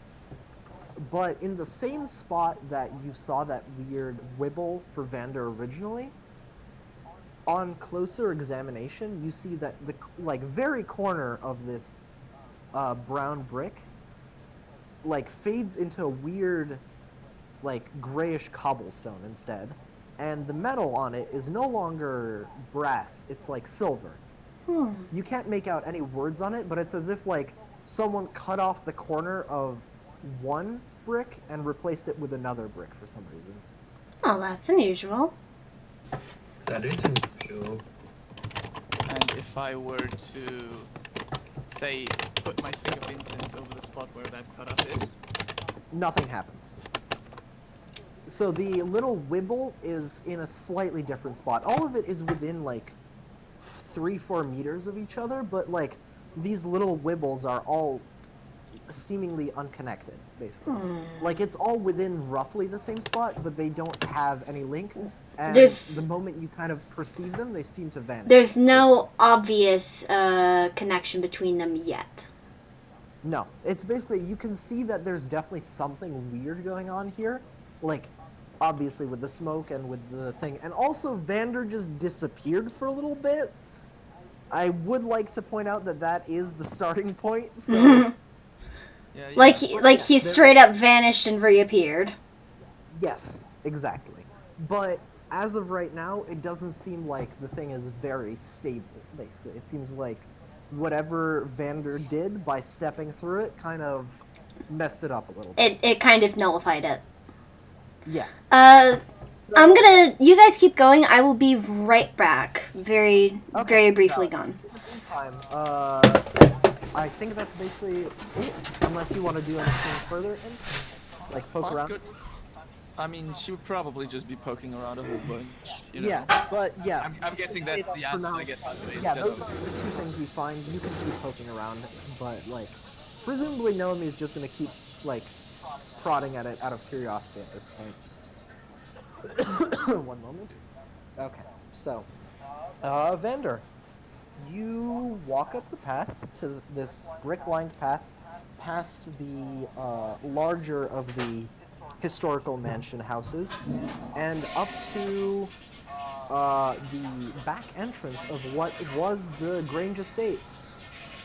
You can immediately see that why people say, oh, this is like a paranormal thing, or like, oh, there's secret government experiments going on, because unlike the rest of like the wrought iron fences and very like scenic sort of like aesthetics of the historical homes, the entrance to the Grange estate is hidden by a 10-foot concrete wall lined with electrified barbed wire along the top, and a very menacing looking sign saying violators will be prosecuted, armed guards are present. I'm guessing Vander's at the estate. Yes. Okay, so that's what I You walk missed. up the path. Yeah, so there's also what looks to be like, best way I could describe it is like imagine a vault door, but not on a vault. It's just kind of like, It's- actually no. Better way to describe it is imagine the doors that are present on like, you would actually recognize it as a door that would be present in a ship, like an airlock door. Okay. With a keypad attached to it, basically placed over the normal wheel. And there is a small guard post, like one of those little workbenches, placed next to it, and there's a very bored-looking security guard there. He's kind of dressed in the Park Service uniform, but it doesn't look like he is particularly Park Ranger-esque, if you know what I mean. Like, it looks like he's just wearing that because the rest of the buildings also have a Park Service person stationed there. So, what do you think? Okay, so the concrete wall and electric barbed wire posts are all very suspicious. Yeah, you can understand why people are like, okay, there's something weird going on in this town. Yeah, I sure hope it does. But, like, for all intents and purposes, the Grange estate is basically owned by what is the kind of burgeoning arm of the Office of Naval Intelligence, even though it doesn't really have much of a function in the 21st century. Okay. So, like, by official purposes, it's basically like a little radio tower station that kind of just purchased the Grange estate in a, how do I put this? You know when people don't pay their taxes and they get their territory seized? That kind of thing. Repossessed? Yeah, it's basically a repossessed old building that got repurposed into a military base. Okay, is that why there's like a airlock door or whatever? The airlock door is very weird, but there's no like explanation for it. It's just something you notice. Okay. So like you would know about the Grange estate, and you probably also connected it to what Vinny said about the Grange folks uptown. But this is your first time encountering them directly. I'm sorry, are the Granges still alive? Well, I mean, it's the Grange estate. Grange folk was just what he said because like there's no big official name for them, so it's everyone just calls them by the name of the old building. Hmm. It's kind of just like government office that people nicknamed. Ah. You know, like the DM. Okay. Yeah. Anyways, Tyler. So what do? You got a security Yeah. guard. You got your. Wait, wait, hold on, repeat that? You basically, like I said, there's the big door there, and then next to the big door there's like one of those little like guard posts, like a little shack basically, with Okay. and there's a guard sitting inside it looking very bored. I'm gonna walk up to the guard shack and knock. So the guy looks up from his copy of Entertainment Weekly. He's got a lot of stubble. He looks to be in his 40s. Honestly, he could be Vinny's less clean-shaven twin. Like, he has that same look of, well, same shit as always, I guess, that Vinny does. And he looks very tired, like he hasn't slept well the last couple of days. Ah, mood. And he's like, this place isn't really for the public, so if you're looking for the tourist places, that's further down the path. I'm not public. I was told to come here. On NTV. That I don't know why I got a letter saying I had to come here. I was wondering what's up. The guard kind of looks you up and down. What are you dressed like right now? Give me a description here.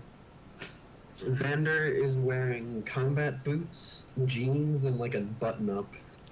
He's like, you got ID on you? Yeah, Vander has the naval card that he showed Lucas. Does he like give the naval card? Yeah. The guy looks at it for like half a second and is like, "This is expired." No, I know. I'm ex-Navy. I told you. I don't know why, but they told me to come here. Do you know I should go?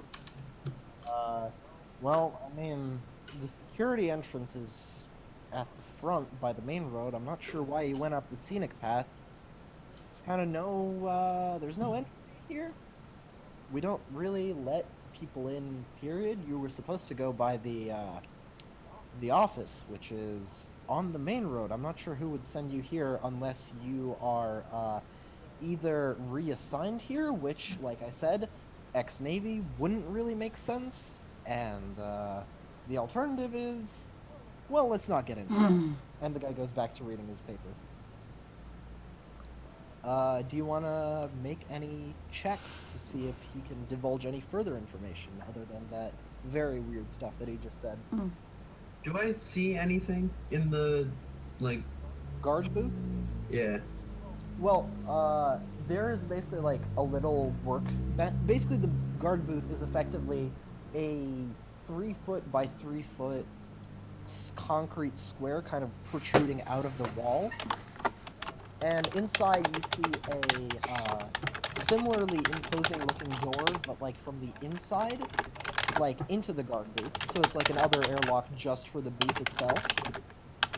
Okay. And there's a little work computer kind of like positioned halfway, looking like something like you would see at like an air traffic control sort of thing. Basically like one of those that has a polarizing screen, so you can't really see what's on it from the viewer's side unless you're sitting directly in front of it. And then there's a fingerprint scanner, which again, very airport-like.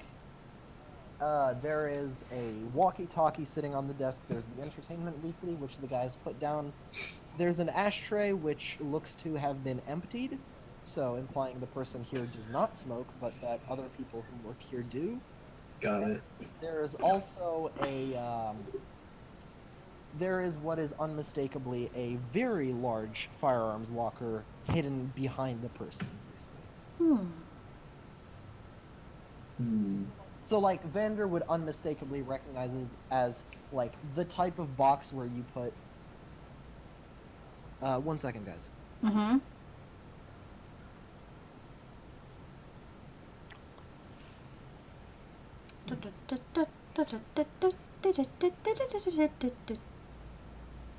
Alright, I think I'm gonna do a cool thing. I have an idea.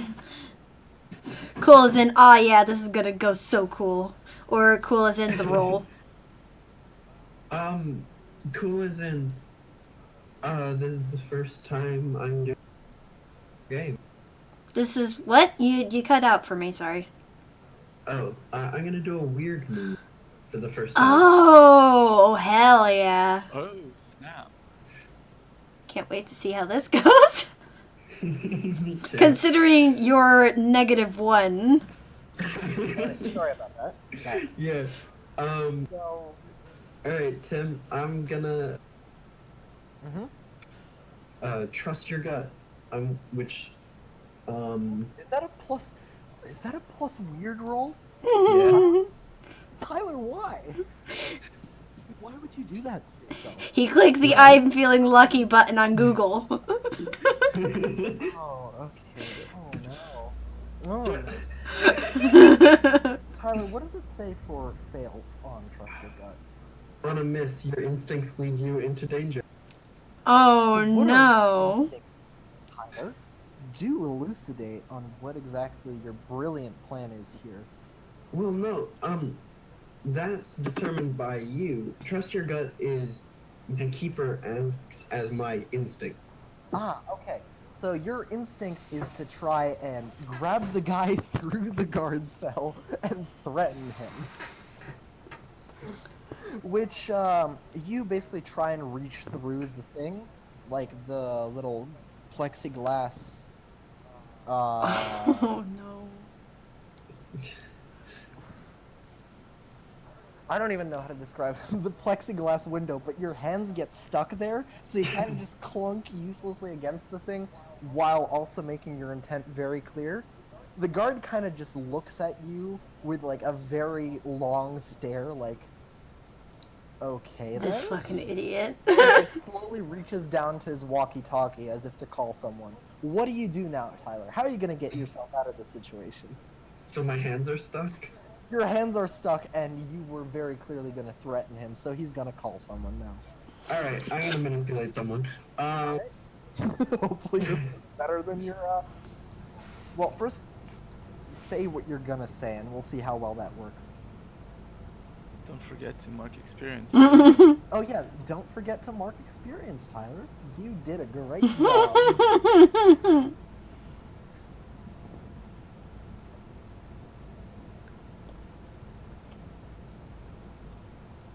Hello? Tyler?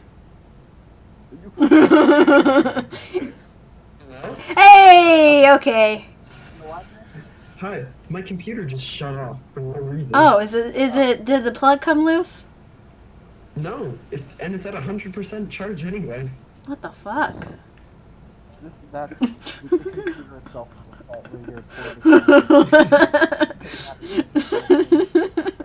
Okay, there we go. Oh, Oh, nice.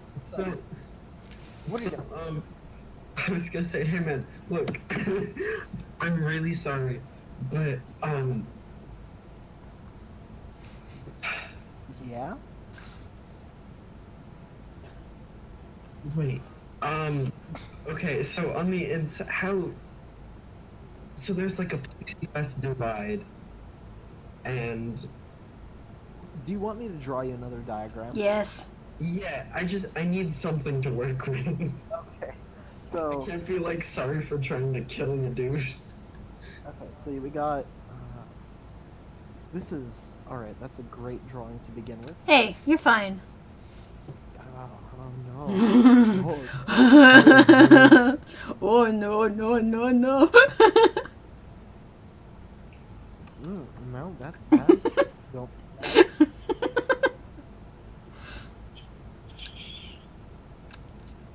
This is some good ass commentary.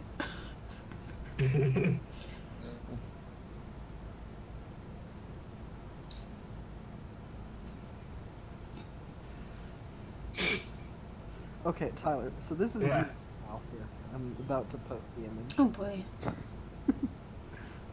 Let's save this as vandercrimes.jpg. I mean, you can just copy paste it directly into the chat bar. I mean, I can, but it's more fun to have like this archive in terms of the terrible things that you. I mean, I'm recording right now. So he's just sitting there, your arms dangling, just a couple.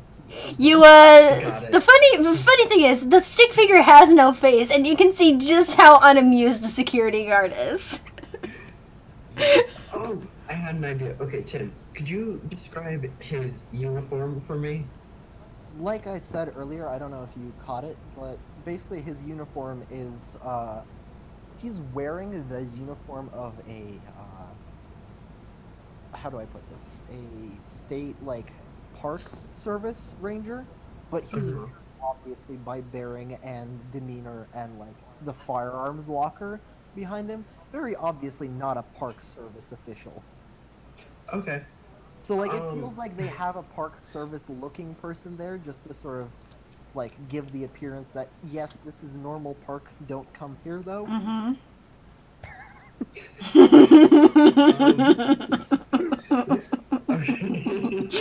You Hang on, making these new emotes. Be right back. You can feel the sheer emotion. Who needs to draw faces on sticks? Okay. Tyler, you can keep talking.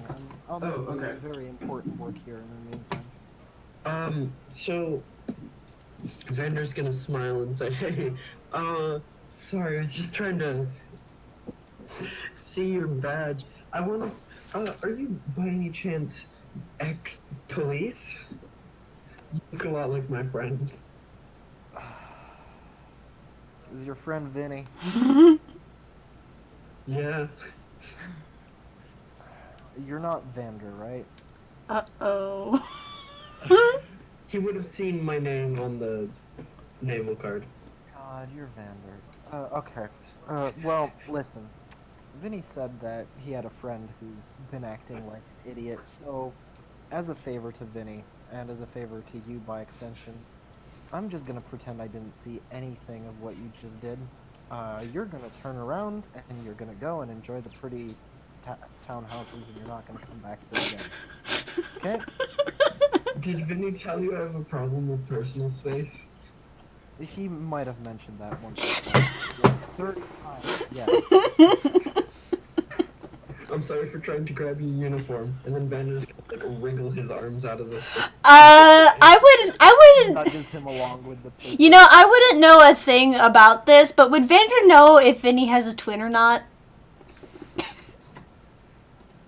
He Oh, would. hey. I love that you leveled me out. There we go. I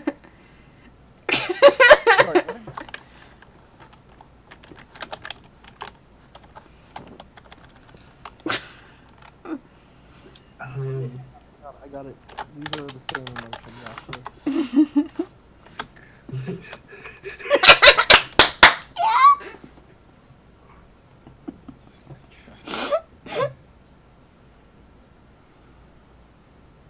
Also a pretty good example of the emotion going on right now. That's the other Vander.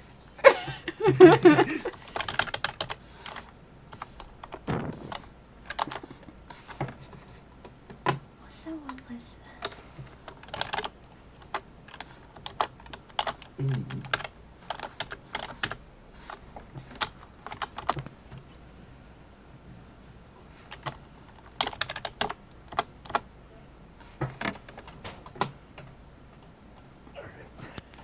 Sorry about that. What'd you say?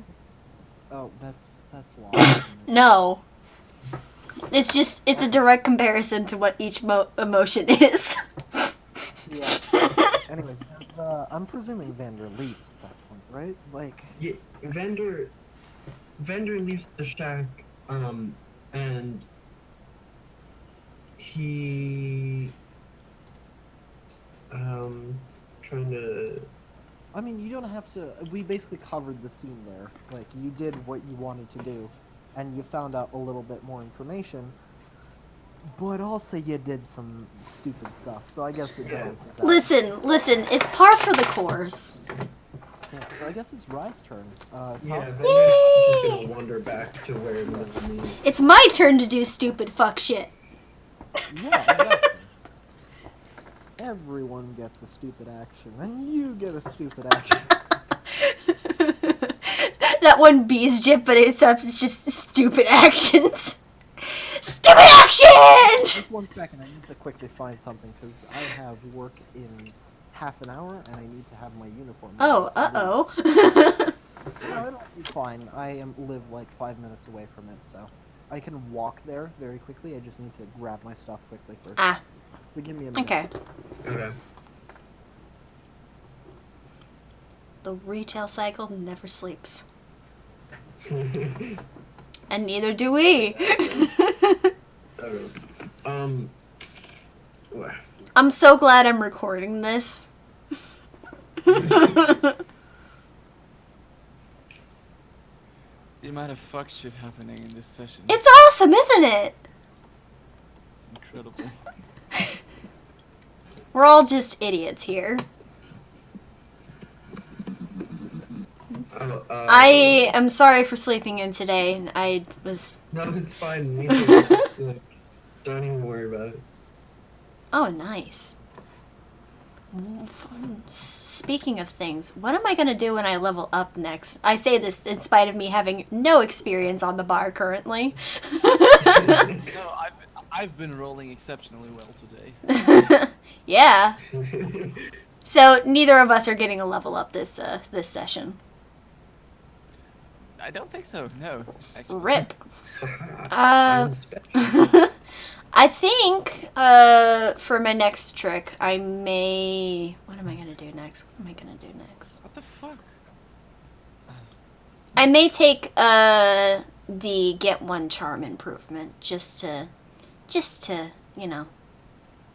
make it so that way I don't have a debuff to a roll. Hey guys, quick question. How did all of you level up already? I've leveled up twice. No, I know you've leveled up twice, but you've already taken the stats for that. Yeah, I already took my stats. Wait, Tyler, why are you saying I'm taking another point of tough? Did you level up again? Yeah, that when I failed on my weird roll, that leveled me up. Oh, okay. Does that put you at level 3? Tyler is the first person to reach level 3. Despite my min-maxing special power gaming techniques. Okay, there we go. So Tyler now has a tough plus 2. So this will be fun. I don't think your charm is desperately trying to keep you alive, and it seems like barely keeping its crap together, judging by what you tried. You just tried to grab an armed man by the shirt. You Through a plexiglass window. fucking idiot. Anyway, right. Yes. Actions. What is your action of the day? So, as I mentioned, there's a for sale sign. Uh-huh. Building looks to be still open, but like it's kind of dark inside. Like there's no one working for obvious reasons. Right. So the building was just owned by the guy who is now dead, correct? Yeah, it's a private office for the investment bank. And the investment banker is now dead. Rip to him. Dead. So the door is, upon very quick examination, locked. So there are two options there. Mm-hmm. One, you have the realtor key thing, like you know the code-based like second key that usually hangs from the door, and the realtor types in a code, Mm-hmm. thing pops open. There's like a spare key in there. Mm-hmm. Or you could just kick the door down. Ah, yes, breaking and entering, my favorite activity. So I could give the code a try, or I could break the door down. Yeah, so if you do the code, I'm gonna say that's a... Roll plus something. I'm gonna have you roll plus... Sharp? Sharp. I should have kept my mouth shut, but...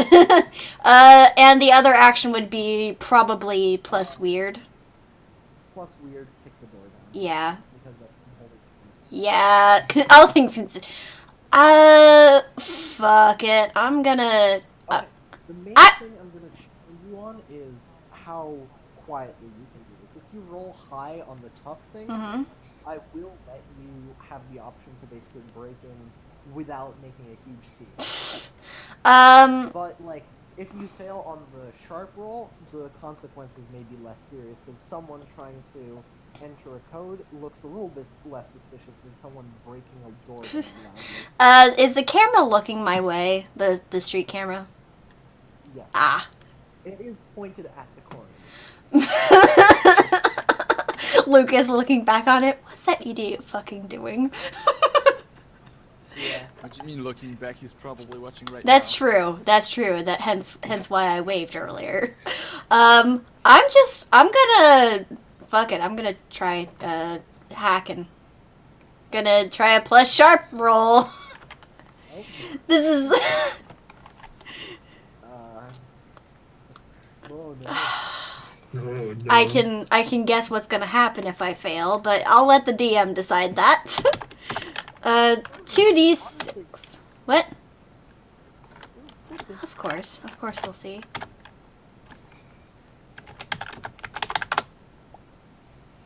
Hey, not a straight up fail. Alright, so you, it takes a while, but you do manage to basically, just through sheer guesswork, figure out what the code is. Mm. And after a while, the key slot thing pops open, Mm. and you have basically access to the spare key. Nice. Unfortunately, there's also a red light that switches on the side of the thing that says fraudulent use detected, technician summoned. So it's basically not like a full, okay, someone's trying to break in alarm, but more like maybe something's wrong with the device, maybe someone's trying to break in, or maybe just a cat slammed it. Either way, we're sending a technician there to check. Oh boy. So, like, you basically do have a little bit of a time. Okay. I'm going to take the key and shut the thing, noting the code for later. How long of a... I shouldn't have shut it. Well, you don't really know. Do Yeah, you? that's 'Cause, fair. like, It... the technician could be anywhere from the next state over, and it could arrive in 5 hours, to literally down the block. That's fair. I'm going to unlock the door and head in and give myself a quiet time limit of about 5 minutes to get the fuck out. Alright, so, luckily for you, the first floor is very obviously like a waiting room, so there's not much to investigate there. Mm. Second floor looks to be the actual office. It is not locked. There is a door separating it, like one of those very fancy, bourgeois-looking glass doors that don't really function very well, and like if you slam them even like a tiny bit too hard, they shatter into a million pieces. It's just for looks, not for real... Yes, exactly. Yeah. And then the third floor is what looks to be like an office document storage. Okay. So where do you want to so- second or third? So, brief recap, second floor was sort of like the office space where the dude does his primary work, and the third place is sort of archives. Yes, exactly. Okay.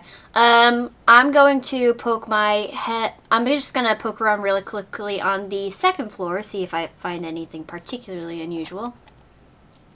Okay, so things you see on the second floor. Well, there's his desk. There's also like a couple of secretaries' desks, but they are very obviously recently cleaned out. Like there are still the signs of cardboard boxes and like imprints in the like 2-day-old dust where there used to be objects that were then picked up and then like basically moved out. Mm. Like very obviously these people used to work here and then didn't. All of a sudden. Because their boss died, probably. And then the boss's desk is like slightly separated. It has like the benefit of like a sort of not full corner office, but sort of like little space. It's got a potted plant off to one side of it, and it's slightly larger and has a comfy chair. On the desk, there is a computer which is connected up to the desk. Okay. There are papers for various banking firms, and you can probably shuffle through those, see what's in there. There are a pair of plane tickets for Scotland, and there is a half-inch stone from a Scottish restaurant, which is a bit interesting. Like, it's very clearly not a place that's anywhere in Newport, because, like you said, you've been living here for... Your dice are driving me insane. Can you kindly mute yourself for the moment? I can just stop. I was fidgeting. I mean, that's fair. What was that last thing? So, you have been, as you said multiple times, living in town for about 1 to 1.5 years. Correct? A year or two, yeah. A year or two. So, at this point, you've probably, at minimum, seen all the restaurants that there are available in town. Yeah, I do some nighttime walking. I've seen a few things. So, yeah. So, what's very obvious is this is a advertisement for, O'Lear's, baked goods, basically, is what it says on the paper. Okay. And this is very obviously not a store that's anywhere in Twoport. But the thing is, even though it's 2 days stale, Mm-hmm. very obviously fresh baked. So it's not something that he could have like imported or like bought from a grocery store. It's like a fresh baked good, despite the fact that O'Lear's is not something that exists within 50 miles of here. Huh. Well, that's interesting. So we got that, we got the plane tickets to Scotland, and then we got a bunch of documents. Do you want to look through them? Alternatively, there's the computer, but it does not seem to be on. You could probably power it on, but it would take a little while. And it would probably require me to, like, hack into it, unless this guy is a fucking idiot who has set his password to something ridiculously simple, like the number on my luggage. Oh, there is a sticky note that says password 1 on this.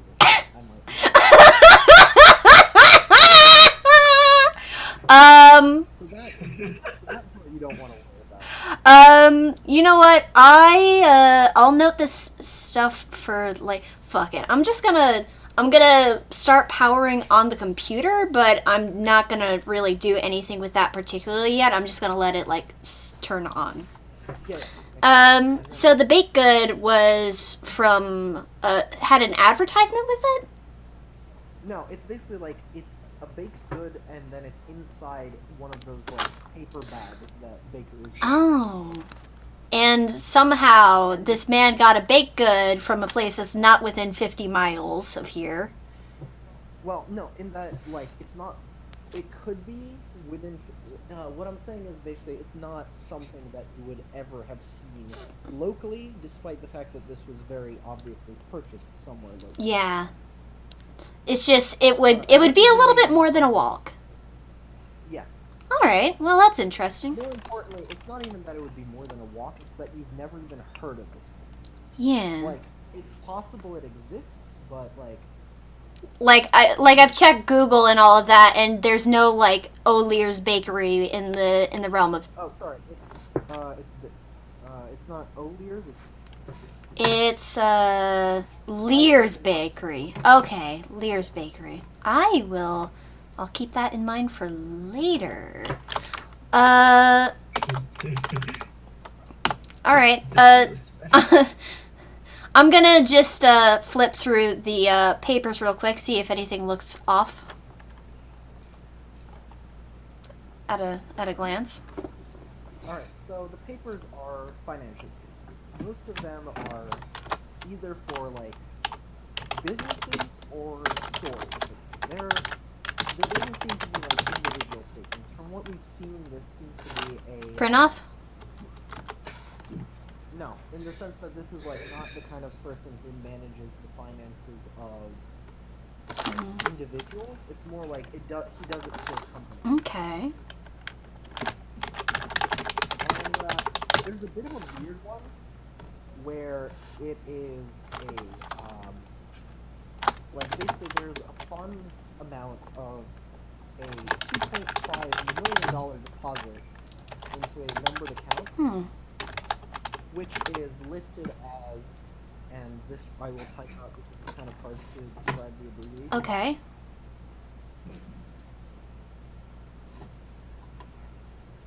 Rye is just sort of making a bulleted list in like a notes app on their phone.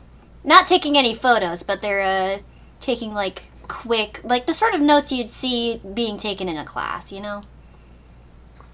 Just as quickly as possible. Yeah.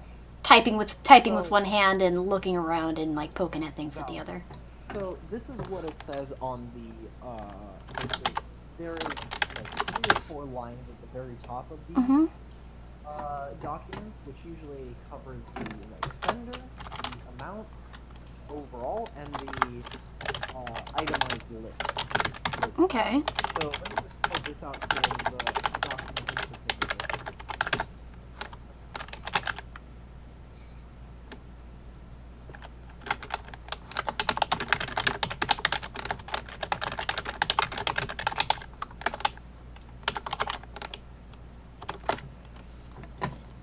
And then there's a smaller itemized list underneath, basically showing transactions about every 2 months of 2.3 millions from the, like I said, U.S. Treasury SecDef, whatever the hell that is, to this blanked out thing. Okay. Okay. And then all the rest seem to be fairly normal small amounts. It's just this one in particular is like a very big increase over the course of several years. And it's 2.3 million specifically. Yes, 2.3 million every 2 months. Okay. Okay. 2 months. What the fuck? Oh wow, damn. Anything else of note in the office? Well, like I said, there's the 2 computers.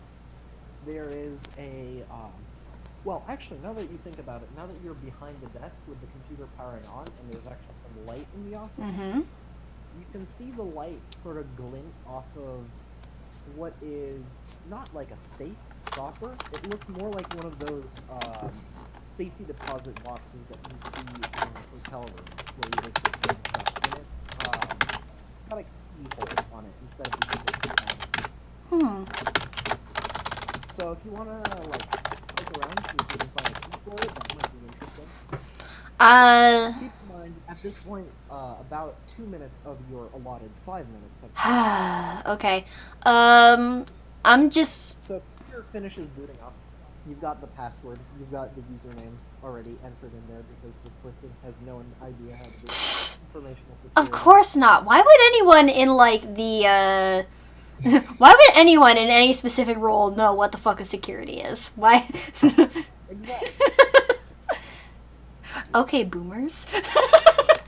Okay, anything unusual on the desktop that I can see? Well, again, there seem to be just like the same files, but you can see, like, from a glance, the redacted thing is dot PDF files, effectively. These are printouts of documents from a financial transaction sheet, and the one that is labeled for the Treasury of the Secretary Department. Yes. Secretary's Department or whatever. Yeah. Is the name highlightable? Can I see what's under it or no? No, it is like fully inked out, but the file itself is labeled estatemanagement.pdf. Okay. I'm going to definitely note that because that's interesting. And anything unusual at a glance? I'm gonna just kind of tab around, just see if there's anything unusual in the files, yada yada. Not at a glance, no. It seems to be more of the same, basically just general financial stuff. Again, you see in the bookmarks tab, hotel reservations and flight reservations to Scotland. Hmm. And also, more importantly, you see an advertisement on the hotel reservation specifically, and it says the following. All right.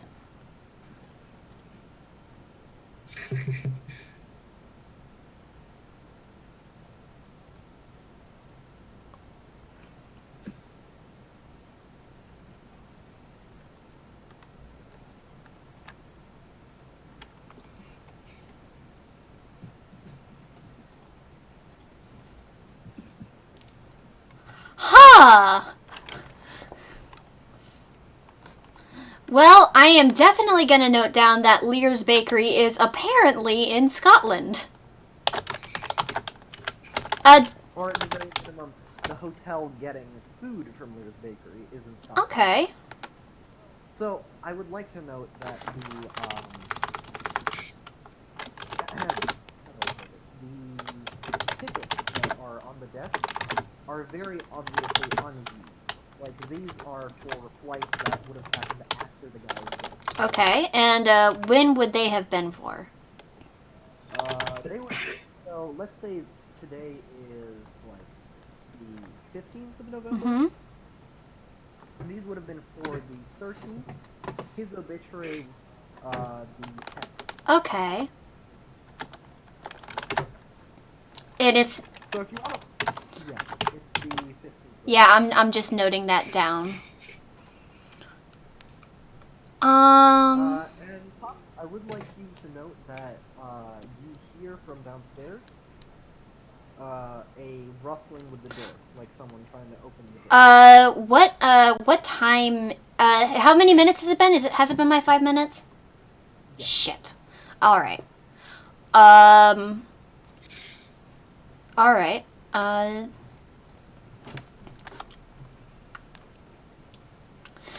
Well, what would be the most unsuspicious? I've made a mistake. I have made a mistake! I'm just going to... I'm gonna quickly glance around. Would there be anywhere to hide in this room, or... There is a second-story window which is open that you could probably jump out of and not die. Right. Would it just be a straight drop to the sidewalk?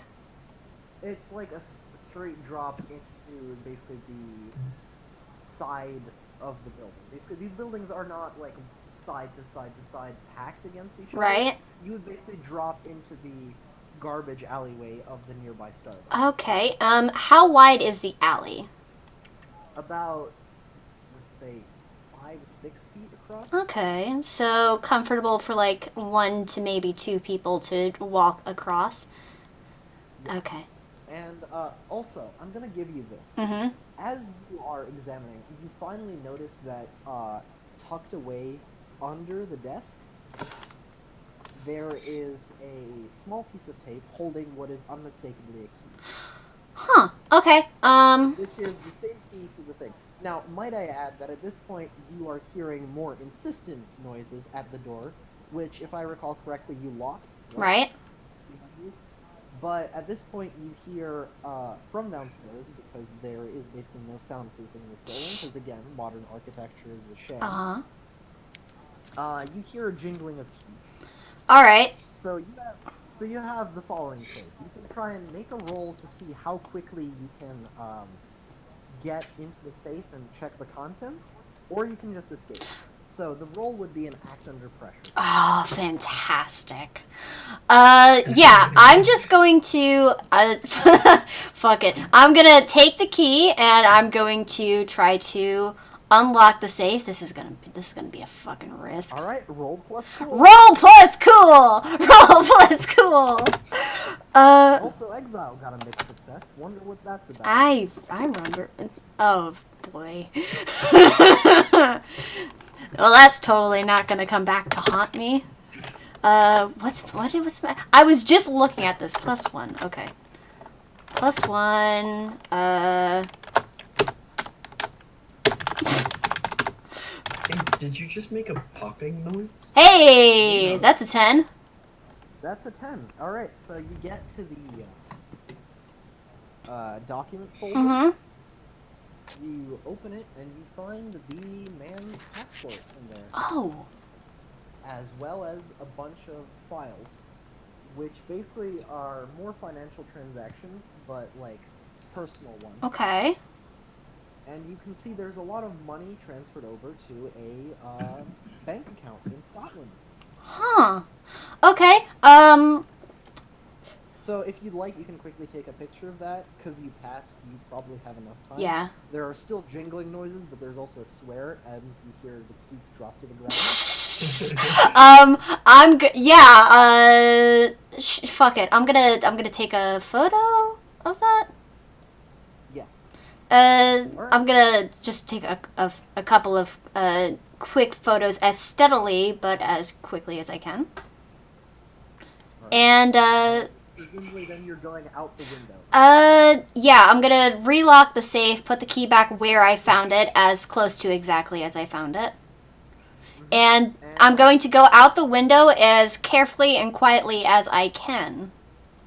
Alright, and I'm gonna say you succeed in that, because, well, again, you rolled a 10. Mm-hmm. So you drop down, you walk past what is a, very annoyed-looking ADT employee, which is Victor, the security company that manages the door lock, and he is fiddling with the door, pops it open, sees that there is a key in there, and kind of just, like, shrugs to himself, like, okay, guess there was an error. Looks around the interior, sees that there's no lights on, and then kind of just walks off. I would like to note that I would have powered off the computer before I left. Yes. I assume. Yeah. Because you said you cleaned up everything. As you Yeah. said. Because I would rather not get in trouble for what is technically breaking and entering. Yeah. Not technically. Nothing's broken, but... That's very. Listen, as far as the crimes go, I'm pretty sure Vander takes the crimes case. Like to assault a security guard.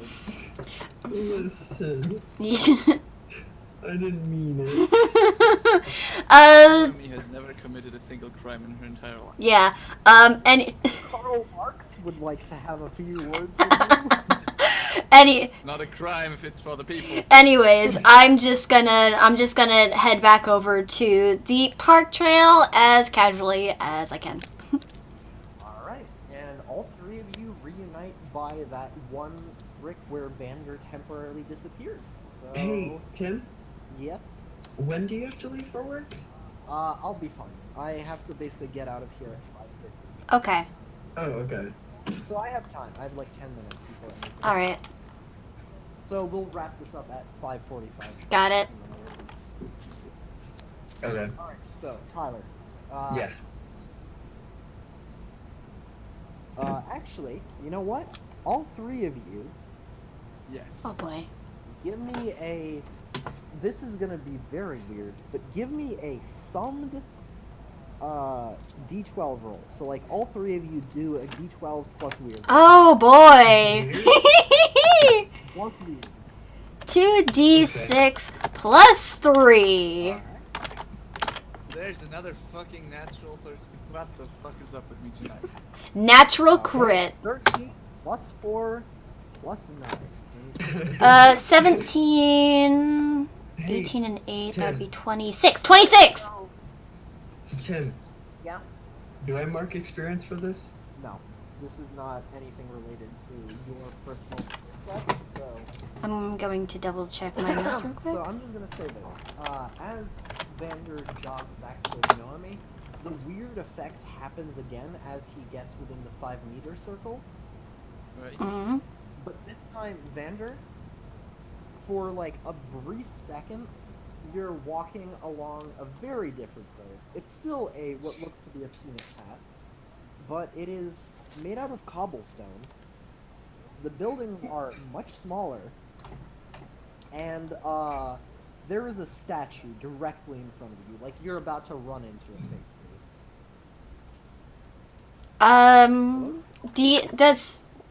Wait, this isn't my, never mind. No, this is not good. So Tyler, you there? Yeah, I'm there. Hello. So did you hear what I said? Yeah, I'm on a different road, cobblestone. Statue directly in front of you. So the statue is labeled with basically a bunch of dates, kind of hard to make out, but it looks like a like mid 1700s naval uniform, basically. Okay. And then you blink back, and you're standing in the middle of the scenic pathway. What? So yeah, both Rye and Noemi again saw Vander just kind of blink out of existence for a couple of seconds and then back in. He's on a roll today.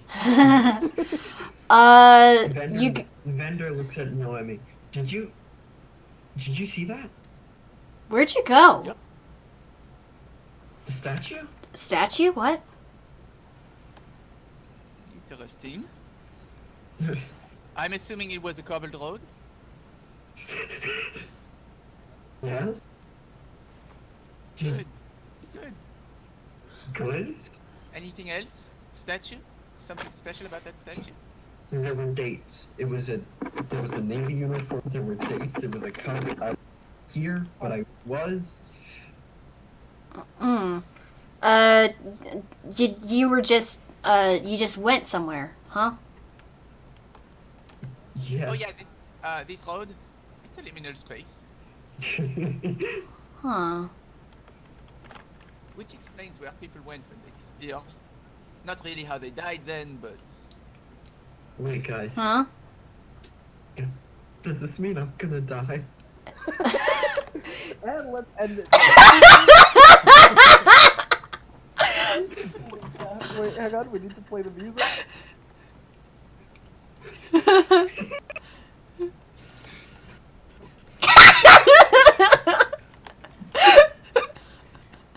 Oh, this has sure been a game. I love it, and also I have a pretty good thought about things now. Pretty good idea. yup. There are certainly ideas here.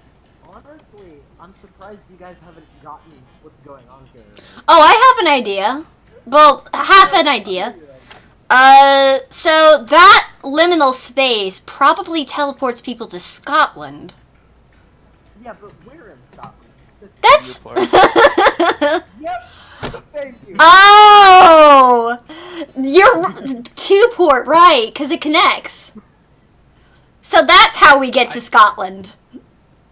I didn't bring it up icily because, like, Noemi wouldn't really have a reason to know that. The reason I know that is...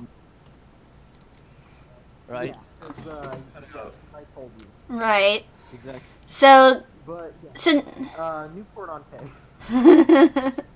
So we're about to find out more about how Newport connects to Newport. Yep. Yay! Also, gonna give you a hint here. A little bit of it. Yeah. There's more than one Newport connected. Not gonna say what the third Newport is, but it's gonna be fun. Bruh! Newport on Mars. I mean, didn't you mention that there's... Motherfucker. Didn't you mention that Newport earlier? That was literally in the summary! Wait, was it really? Did I really spoil that? You did. Listen, is it more commonplace knowledge that a Newport connects to Newport, Essex? Yes. But the Newport, Scotland is probably a lot less common knowledge. Yes. So, And this, so so basically, the Newport Essex connection is basically the known smuggling route in terms of liminal spaces. This one, the one that's formed, yeah. is new and it's a lot less stable. Oh, okay. Yeah, so I guess we're about to find out that Newport does not just connect to Newport, Essex, it also connects to Newport fucking Scotland. Yeah, you guys probably didn't even know about Newport Essex yet, but you're about to. I mean, can I check to see if I have any idea of it? You would not. You would absolutely not have wandered into the exact specific spot, simply because people within the criminal element in this town that would prefer that to Remain a trade secret. Yes, exactly. They would probably make it as hard to reach as possible. So unless you were like actively trying to reach that spot, I mean, I don't know if Rye would. yeah. Which begs the question: where did Casey go? Yeah. All right. Anyways, bye guys. Hang on. Before we wrap up, don't we have to ask questions? Yes. Did you solve the current? Nope. No. Did you save anyone from Grievous harm? No. Did you learn something new about? Yes. Yes. Yes. Yes. And did you learn something new about yourselves? Uh. Ben Marx. is an idiot. Yeah. Karl Marx. We mark Yeah. one experience. All right. So y'all mark one experience. Yay! I'm gonna be late for work. Bye guys. Go, go, go, go! Run. Fucker. See ya. Run. See ya. Bye bye. Right. What a session.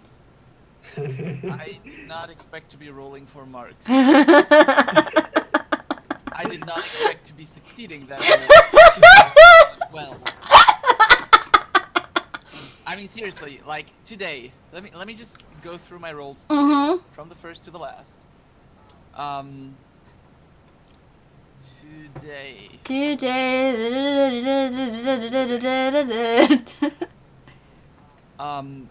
My first roll was for the premonitions. Mhm. Double sixes. 13. Second roll was a cool roll. 5 and a 6, 13. Uh-huh. Third roll, Marks, 12. 5 and a 6. Holy shit. Then my worst roll for the day is 6 and a 4, which is a 10 on, I don't even know what roll that was. Another 10 on finding weird shit. And then the 13 on the weird for the end. Yeah. Literally only rolled full successes. Guys, am I gonna die? Seinfeld.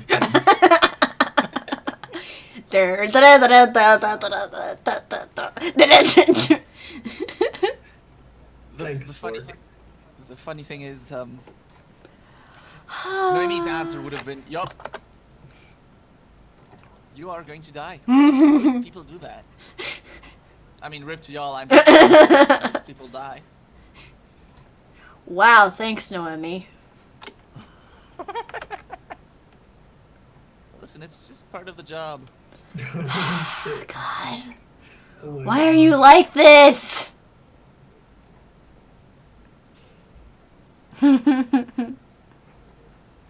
That would more be a just Rye's reaction to Noemi being so nonchalant about the fact that their teammate's probably gonna die. Listen, you know how often she's been doing this? Too often. Too often. Noemi, get a fucking vacation. By the way, I like the implication of this, namely that Karl Marx is part of her lineage. Means that Karl Marx was a monster hunter with magic powers.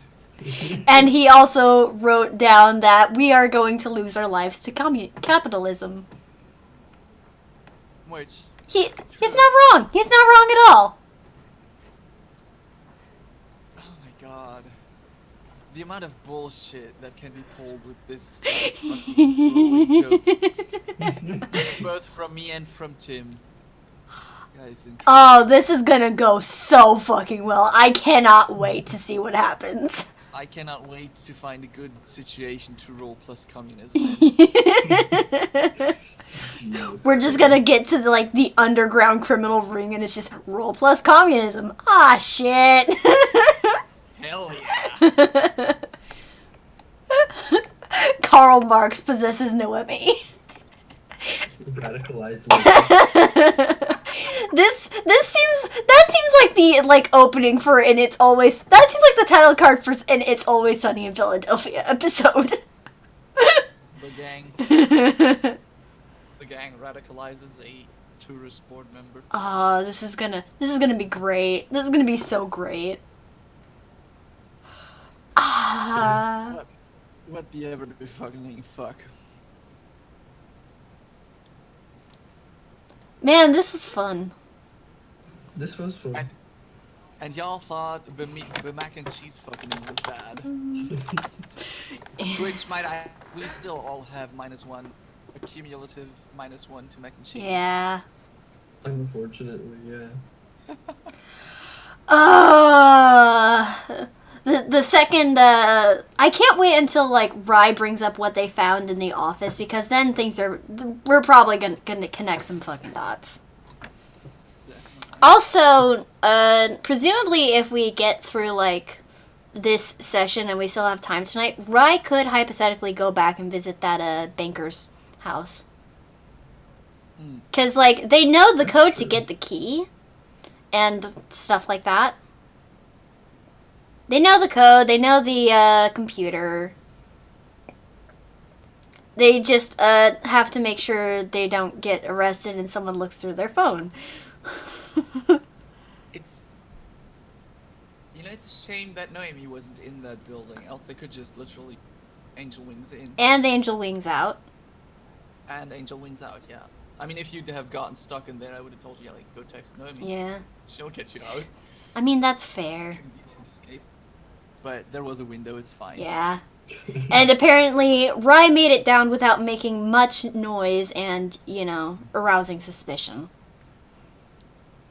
That went off without a hitch, and I'm, like, surprised, but I'm also, like, a pinch suspicious. I'm interested in seeing what the deal with the fucking veggie dome on Mars is gonna be. Veggie dome. Considering that's a present specifically for this mystery. That's a Chekhov's gun waiting to fire. Well, yeah, it is. I get +1 to stop it, like to act in order to stop Yeah. it. I feel like I should mention to Tim once more that one of my moves is hunches. So, just for future reference, if something bad is about to happen again, right? Hopefully, well, somewhere that I wouldn't be. Oh. Ryan probably should have rolled for the fact that Vander was about to. Of course, Rye would probably just leave Vander on read in this case. Hey, you weren't about to die. You were just about to get arrested. So it's fine. We can get you out, no problem.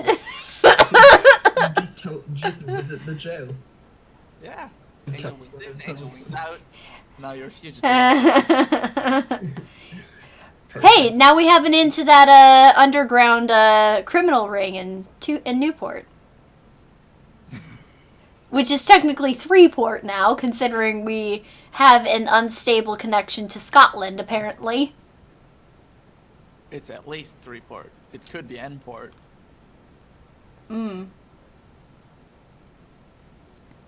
Multiport.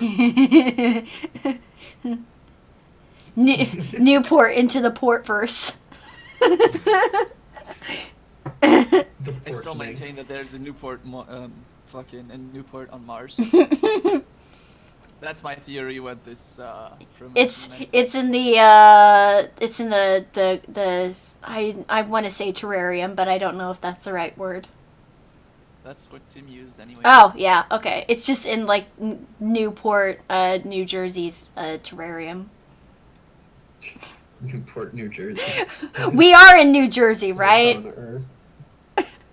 What state are we in? Does Newport, New Jersey have like?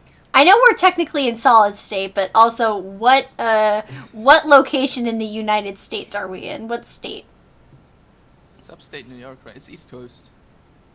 It's a new state. I don't know which one it is. Rhode Island? That sounds about right. Yeah, I thought that's what it was. What was the summary Tim gave us for the fucking plot? I thought it was. Hang on. There's a lot of Newports in the United States. Newport. It's all connected! There's one in Arkansas and Delaware and Indiana, yeah, Kentucky, Maine, Michigan, Minnesota, New Hampshire, New There's Jersey. one in Michigan? Yes. Oh. Michigan. Michigan, Ohio, Oregon, Pennsylvania, Rhode Island, Tennessee, Texas. Vermont. There's 2 Newports in Vermont, actually. Virginia, Washington, and Wisconsin. There's also 3 Newports in Australia, 2 Newports in Ireland, 1 in Canada. This really. Oh my god. Oh my god, guys. What? Guys, What? there is a Newport in Antarctica. Ah! Oh no! Oh no! And that is why she was in Antarctica. Oh no! Where in Michigan is this Newport? Is this like an actual fucking town?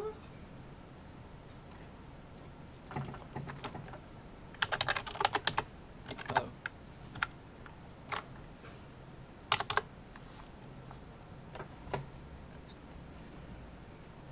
Does that work?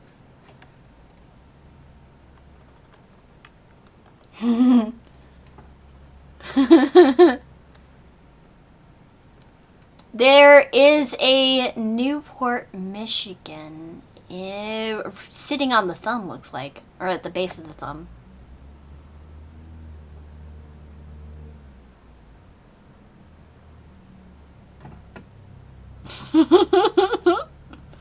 Jesus.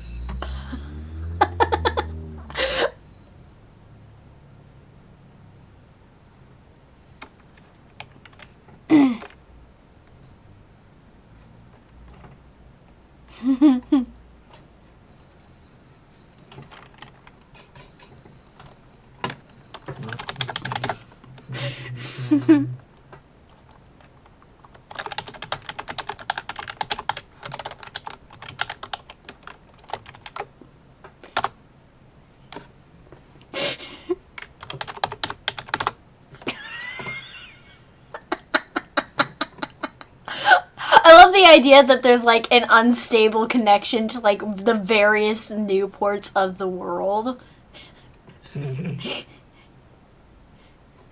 Just like it's highly unreliable, but once in a while you can connect to like random places.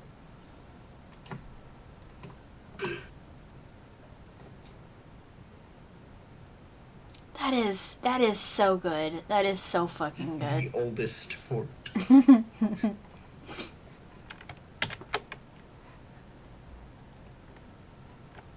The original is Old Port. Ah! This is fucking. This is fantastic.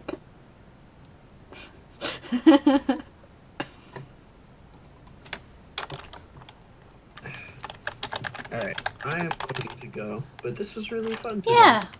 It was, yes. Thank you guys. I have one question though. Is our Newport the original Old Port in this case? Is our Newport the original? Or We will find the oldest old fort in the port. That'll be, you know, it's like the origin and the people. which we are we ever gonna reach that? Nope. On one hand, nope, because fucking drop the PTA. On the other hand, nope, Because we die. because it doesn't exist. Are you sure about that? It is in a state of not being able to exist. If the origin exists, nothing would exist because fucking it's the origin. It's the Big Bang. Don't add. We would, in our 3-dimensional perspective, have to time travel. There is a reason that even the creatures that have created everything, Can't reach it. every single universe that we ever write anything in, don't want the origin to be a thing. Oh boy. Oh boy. I don't know that reason. I'm just a poor little robot. you're just the vessel of delivery. I'm just a child of the word. You're just a child of Set. Set is I, and I am Set, and Set is eternal. Fear the laughter of Set, And despair. for it will chill your bones and warp your mind. You can't There is fight no the escape. PTA. You can't fight mahogany.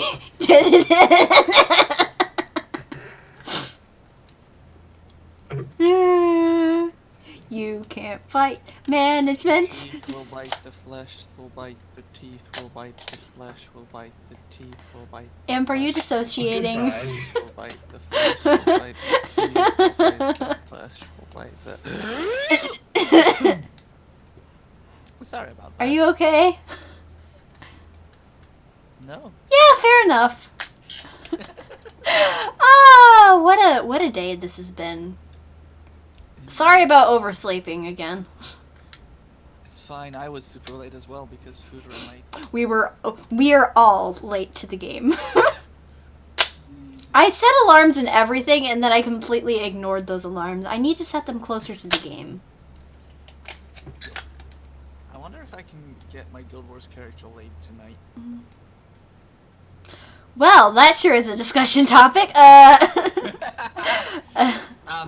In case it wasn't clear, I've gone completely off the deep in my RP ventures. Yeah, it seems so. I mean, granted, I could have gone off deeper. As per usual. As per your Like- usual. Like, I am painfully aware of the existence of a Vor guild. Mm. That is to say, a guild that does erotic roleplay involving Vor. Oh boy. I have no intention, no will whatsoever to get involved with that guild. Incredible. Unfortunately, they live in like a very in a space that like has tangents to my space, and so I am aware of their activities and see them every so often. And a couple of my friends are involved with them. Mm. And I mean, like, you know, whatever jingles your jangles. Incredible.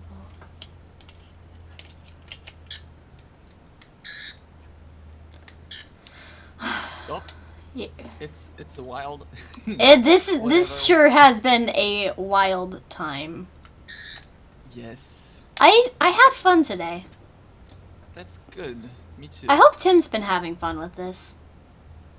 Yeah. I mean, it is his game. I would hope he's having fun playing his own game. That is correct. I can't deny that I do somewhat delight in causing chaos here. You always, I don't usually. Imp, one of your PTA characters is Set. If you don't enjoy having fun, I have several questions. Correct. The funny thing is, outside of the PTA and outside of Set and this, Mm-hmm. I don't actually play chaotic characters at all. My characters end up being super moderate, like, you know. I love sticking to established lore. I couldn't think of Mom Yuki's name for a moment. Mommy, I mean, She's the mom. She's the mom of the group. she is the epitome of playing. Yeah. I have been thinking about my boy Ariel for like, yes. God, it's so long since I met the boy. He's a good boy. He is. Also, I have been thinking about specifically how to resolve his what would be the funniest and most cursed way to refer to his summoner issues? Mommy issues? Mommy issues is pretty good. You could also just call it his little oopsie. Yeah, that's pretty cursed. I don't know if it's his oopsie specifically. That would be more of his summoner's oopsie. Well, he's taking care of some oopsie either way. I mean, yeah. It wasn't God's mistake to have created him. If anything, it was his summoner's mistake. His summoner just thinks she's God. Or at least half thinks it. The other half is currently trying not to die. That's an understandable position to be in. Yeah. At least half of me is trying to not die at any given moment. That is a goddamn mood. On account of I'm still alive, I'd say they're successful. It's true. It's very true. So what now, folks? Now, We die? as per usual. As per usual. Fuck am I? I am probably gonna go ahead and draw soon. I'm tempted to do aerial stuff, but at the same time, I'm probably just gonna drop Adam stuff because that's how I've been vibing lately. The latest vibe, unfortunately, has not been aerial, but that has been a vibe lately. The latest vibe has been Mayhem. What about you, Spork? What's your We've been talking while you've just been listening. How's it going, Spork? That's true. Bork is just an internal observer. Yeah. Especially considering, oh no. Rip. I can tell you who I've been vibing on.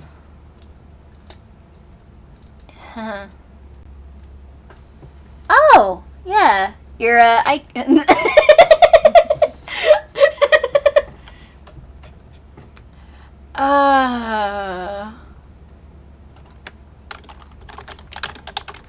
Just the vibes.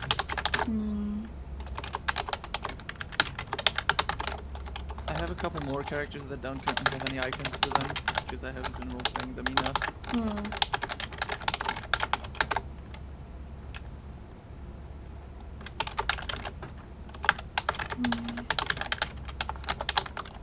But I think I'm gonna drop Paul as well and see if I can't get some RP before my next RP. That's fair. I have an RP event scheduled for 3:30 a.m. Oh. Are you okay? Probably not, but, you know. No. Yeah, fair enough. My excuse is that the guy organizing the goddamn event is from the UK. Okay. So if that fucker can do it, then so can I. Fuck you. I mean, yes, you can, but should you? No. But that doesn't matter. If I pass out before then that's like, oh well. Hopefully your group mates understand that you are in, like, They're wonderful people. Yeah, I would hope so. Otherwise, I'm gonna have to fight them.